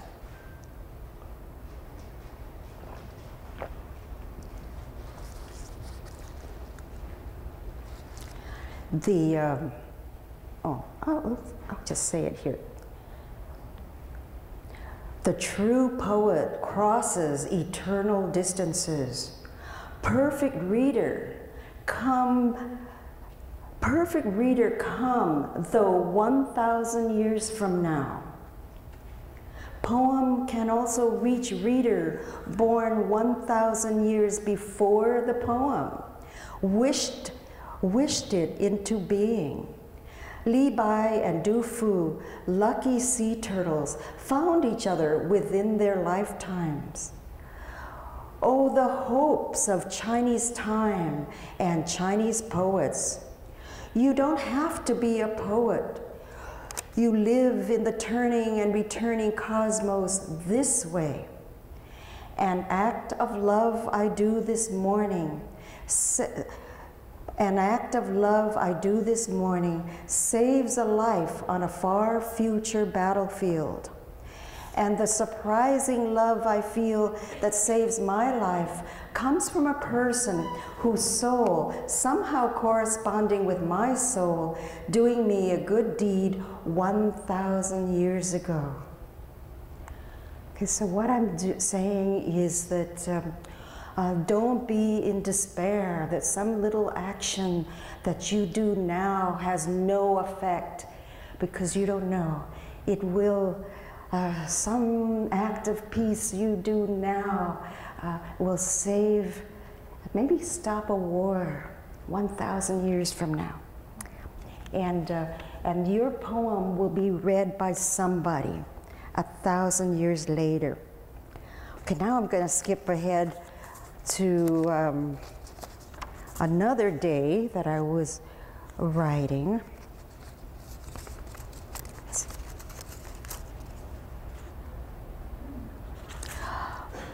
Oh, excuse me for having to find things. You know what this is? This is a mess because as I was, I read the whole book over again, getting ready for the paperback. And they said the paperback will be the last chance to fix typos, they call them. But it gave me a chance to rewrite a lot. And I found so many things wrong with this hardback edition. So the paperback will be perfecter. Tuesday, I cried in public. A Chinese woman wailing to the streets over the headline, Libby fingers Cheney. I'd gloated, but suddenly stopped moving and wept. The stupid, the greedy, the cruel, the unfair have taken over the world. How embarrassing. People asking, what's wrong? And having to answer, Cheney, Rumsfeld, Rove, Halliburton, Bush, the liars, the killers taking over the world. Aging, I don't cry for the personal anymore, only for the political. Today's news photo, a 10-year-old boy. His name is Ali Nasser Jabir, covers his eyes with his hands. He hunkers in the truck bed next to the long blanket-wrapped bodies of his sister, 2 brothers, mother and father. A man's bare feet stick out from a blanket that has been taped around the ankles. I see this picture, I don't want to live. I've seen the faces of beaten, cloaked women. I don't want to live. Their black wounds infected, their eyes swollen shut, their bodies beaten too, but can't be seen. I want to lie down and die. Just last week, 12 sets of bones from Vietnam were buried in 12 ceremonies. At sunset, I joined the neighbors. With Sangha, life is worth living. Standing at the BART station, holding lit candles, reminding one and all that the 2,000th American soldier has died in Iraq, not counting mercenaries, contract workers, Iraqis, Afghanis, 2000, 2001, 2002, 2003. The children are quiet. How do their parents explain war to them? War, a growl sound, and the good, capitalistic, of standing in the street doing nothing. People are fighting, but a fight connotes fairness, even-sidedness, equal powers, and we're being quiet, thinking of them and holding them in our hearts, safe. We're setting an example of not fighting. The cars honking are making good noise. They're honking, peace, peace. Wednesday, birthday eve. I tried rereading Don Quixote. My writings are being translated into Castellano and Catalan, La Dona Guerriera. The mad and sorry knight is only 50. Delusion's gone, illusion's gone, he dies. Books killed him. Cervantes worked on Don Quixote de la Mancha while in jail. For 5 years, he was given solitude and paper, ink and pens and time. In Chinese jails, each prisoner is given the 4 valuable things, writes his or her life, and is rehabilitated. I've been in jail too, but so much going on, so many people to socialize with, not a jot of writing done. The charge against me, demo in a restricted zone, White House sidewalk. The US is turning Chinese, barricading the White House, forbidden city, great walls along the borders. Okay, now I'm going to interrupt this poem, and I'm going to do some of the bardic, oracular duty of the poet. And I'm going to tell you about some witnessing that Earl and I just did at the border. This was sponsored by the Asian American Writers Workshop. And a whole bunch of us went down to the border of Arizona and Mexico. We went back and forth across the border twice, witnessing things that happened. I'm just going to tell you a few things that I saw that really shocked me. We were in the courts, witnessed in the courtroom, where there is a new judicial process in which you can deport 70 people in 90 minutes. And this is called streamlining. And what happens is about 10 people at a time shuffle in. They're all shackled, and there's also headphones over their ears, which translates what the judge is saying into Spanish. And one of the questions, they give them a series of questions. And one of the questions is, are you an alien crossing the border without documents? And then they say, sí, yes. And then the next question is, will you waiver your right to a jury trial in exchange for 30 days in jail, or the highest would be like 120 days in jail? And the right answer to that is yes, sí. We did see one man say no, and we got to talk to the judge later, and he said, oh no, that was really the wrong answer, because there's no way that they would find him innocent. He's already pleaded yes, that he crossed the border without documents. And with a jury trial, he will get 2 to 3 years in federal prison. And so 10 of those people answer about 10 questions, and then they're taken out, and another 10 shuffle in, and 70 deported in 90 minutes. We also went to the border, the Great Wall that is now separating our two countries, and the fence is the closest thing that I've seen. It looks like that fence in Jurassic Park, the one that's keeping the dinosaurs in. I really had a sense that, you know, we're fencing ourselves in too. But anyway, this fence is made up of the materials left over from the Vietnam War. So National Guard came in and did that. They used up the Vietnam materials, and then they started using the Desert Storm leftover materials.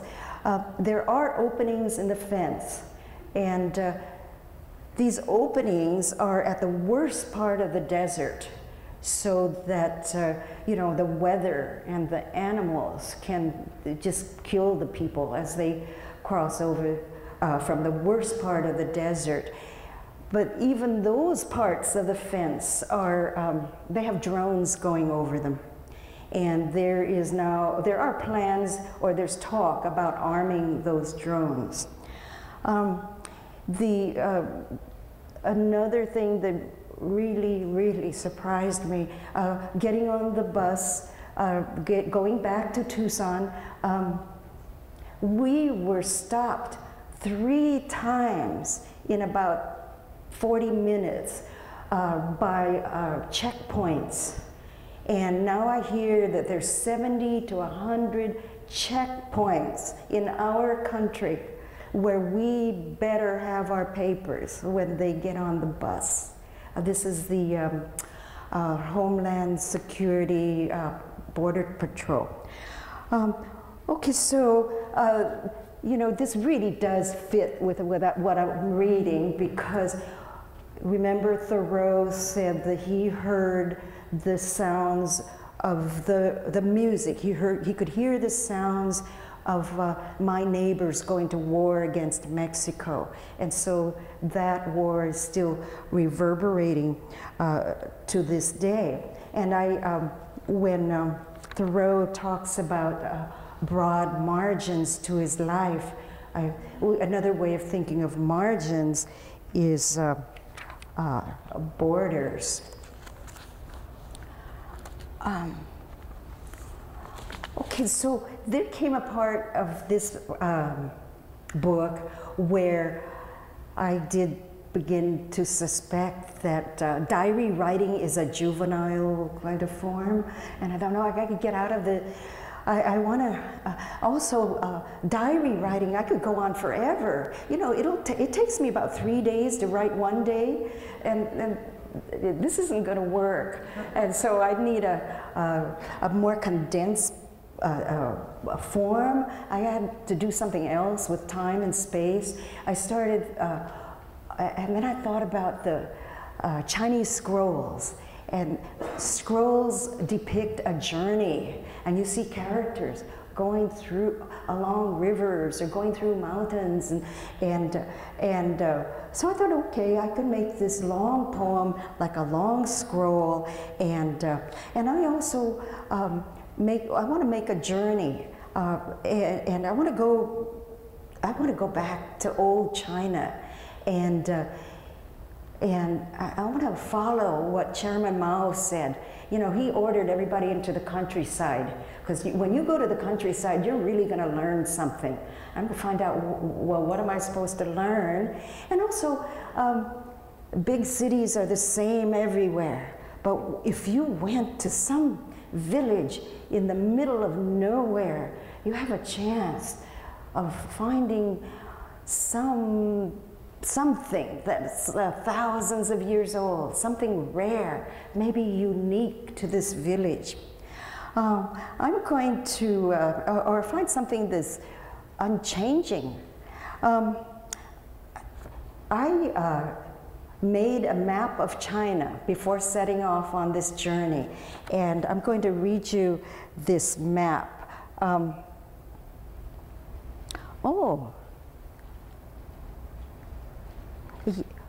Let's see. Oh, yeah.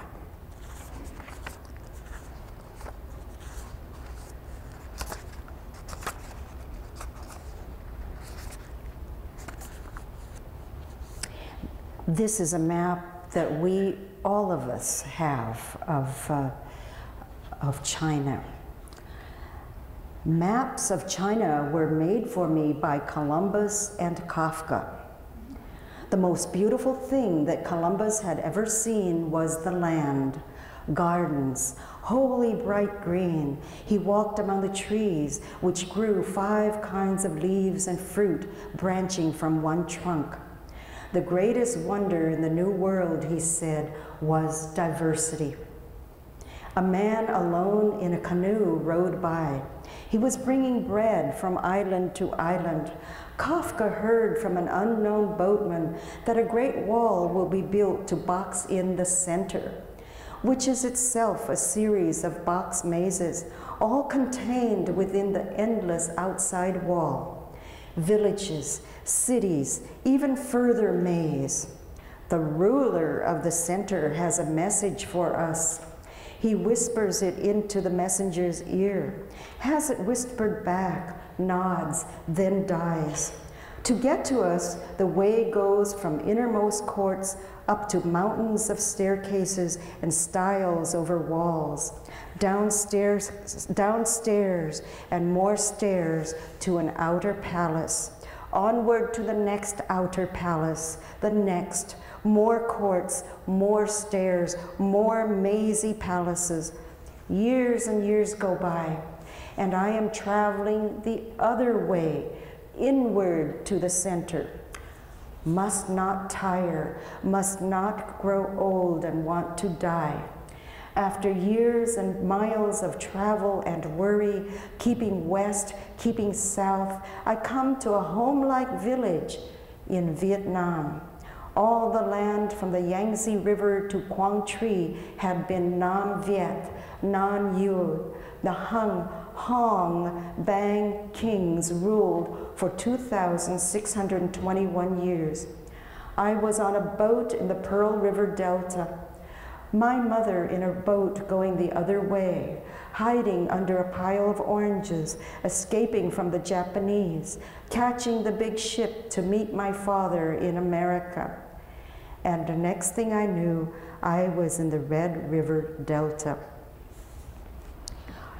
You can see all this water, river imagery as I cross oceans and rivers and time to visit the old world. And I made many discoveries. And I'm just going to tell you one or two of the discoveries. I found poets who wrote in water. I have seen poets training in impermanence. Early in the paved city, when dew beads the marble and concrete, the poets write with water. He or she stands quietly, holding the tall brush, like a lance, like a shuffleboard paddle, like a pole vault pole. Then touches the writing end, a cloth-wrapped mallet, not a mop, down upon the hard ground, the page. Legs spread, the poet, straddling the coming words, sweeps downward stroke to the left, upward stroke to the right, dabs quick dots, pulls horizontal lines, pulls vertical lines, flips a sharp curved tail, gets to the end before the beginning dries. Onlookers, readers, and fellow poets leaning on their writing poles read aloud the transpiring words, one word, next word, then the whole fleeting poem, exclaim over it, criticize it, memorize it, sing it once more as the sun dries it up. They stand around the spot where the poem had been, don't step on it, and discuss the writing of it, the idea of it, the prosody of it with its creator. The sun rises, time to wet the brushes in the water bucket, dip again and again, and write long, long lines. No corrections, no reworking. One poet writes, another poet writes in answer. I should have asked to borrow a writing pole and drawn an enso as big a circle as I could make in one wet swoop all the way around myself, me, the center. In Japanese Zen, on your 60th birthday, you can draw a perfect circle. However it arcs or squiggles, however black or faint, large or small, one swoop or two discontinuous strokes, perfect. So we arrive at a place where it doesn't matter whether your poem lasts, and it doesn't matter whether you get it published or not.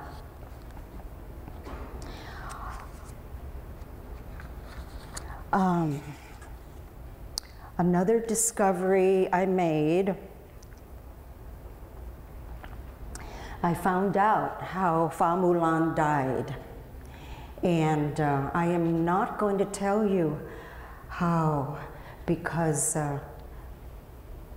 it takes a long time to lead into this news. And it took a long time for me to write until I could face breaking the news. And so as readers, I want the readers to be prepared to hear that news. And so I would just tell you that much, that she dies. We all know that she dies, but I would tell you the story of how she dies. And with her death, and I think with the death, I found that with every time a friend, a parent, a beloved person dies, I feel drawn to go with them. And so the end of this poem is about the struggle to stay alive and to want to keep living.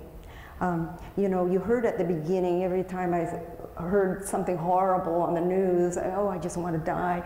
But then at the end, I found out how to write why I should not die. And here I want to give F. Scott Fitzgerald credit for figuring out a way how to write this. I read The Great Gatsby on my own also, with no guidance. And so to me, the most important part of The Great Gatsby was when Gatsby's father comes with the schedule of how Gatsby lives his life, his daily schedule, and he wants to, he just hands it over to show it to Nick, and with the attitude of, oh, maybe Nick wants to copy it down so that he could become a success too. And I thought, well, yeah, I'm copying it down. And so I followed the schedule in my life, and then on different days I made my own schedule. And at the same time, I also read Benjamin Franklin's autobiography, and he also had those lists. And I also copied that list, and I also made all the little dots in it where, you know, if I did a certain thing. The way I end this book is that I make a list, and it's a schedule, it's a to-do list of why live.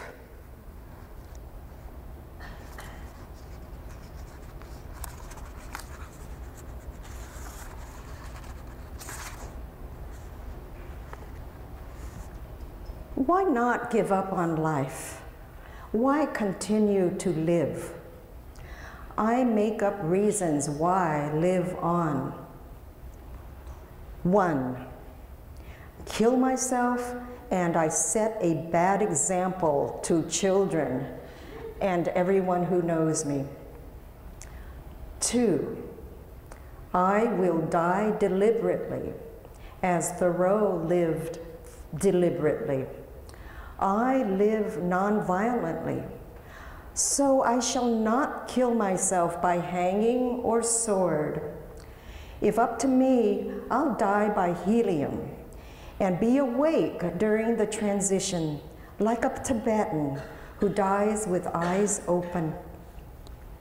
3, I have one more task to do: translate and publish Father's poems. In the tradition of poet answering poet, Baba wrote in the margins of my books. With help from a scholar and the dictionary, I'm able to read and hereby translate his 19th song for barbarian reed pipe. I can hear Monguo playing their music. My horse sings a sad song in concert. Some of those strange people are singing words. Some are playing instruments that double as weapons, flutes to arrows, lyres to crossbows. I can hear their voices outside great walls. They are aliens to me, though I am among one of them alone. But Baba did not write I. The old poets did not write I. Hear Monguo playing their music. Horse sings a sad song. Hear their voices outside great walls. They are aliens, among them one alone. But how be alone unless I? How be lonely with you understood alongside? How be American unless I? Crossing languages, crossing the sky of life and death, daughter will help father. I am barbarian who sings strange words. Baba will show them, the academics who can find no literature of South China. We'll write dialect older and more tones than Mandarin and Beijing. Baba's name in poetry is Lazy Old Man. He was lucky. He got old. He was wealthy with time to do nothing, to be poet. 4, toward the end of her life, living alone, Mama accidentally locked herself out of the house and spent the winter night outside. She wrapped the old dog blanket around herself, but could not sleep. She walked around and around the house. She tried lying down in various places. She tried lying down in various places on the ground. She got up and walked to the front yard and saw Kuan Yin on the porch. The house looked like a resplendent altar. The porch railings were altar rails. Kuan Yin was watering the flowers and plants that adorned like spring, red, red, green, green. She stood at the top of the stairs and saw my mother. Mama knelt on the cement and was warm with joy and beauty and delight. Many, many children came. Kuan Yin and Mama walked among them, touching them on their bald heads. When we found her, she was asleep on the porch in a spot of morning sun. 5. I have the ability to sense love. It comes from ancestors and family and sanghas of friends.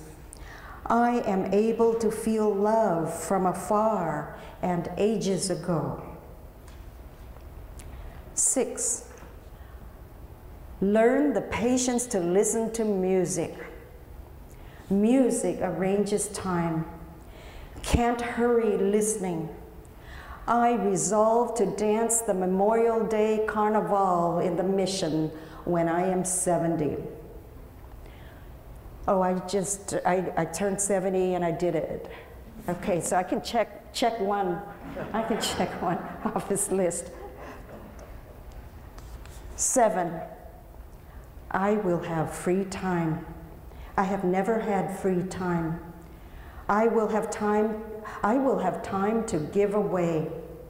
I regret always writing. I gave my kid the whole plastic bag of marshmallows so I could have 20 minutes to write. I sat at my mother's deathbed writing.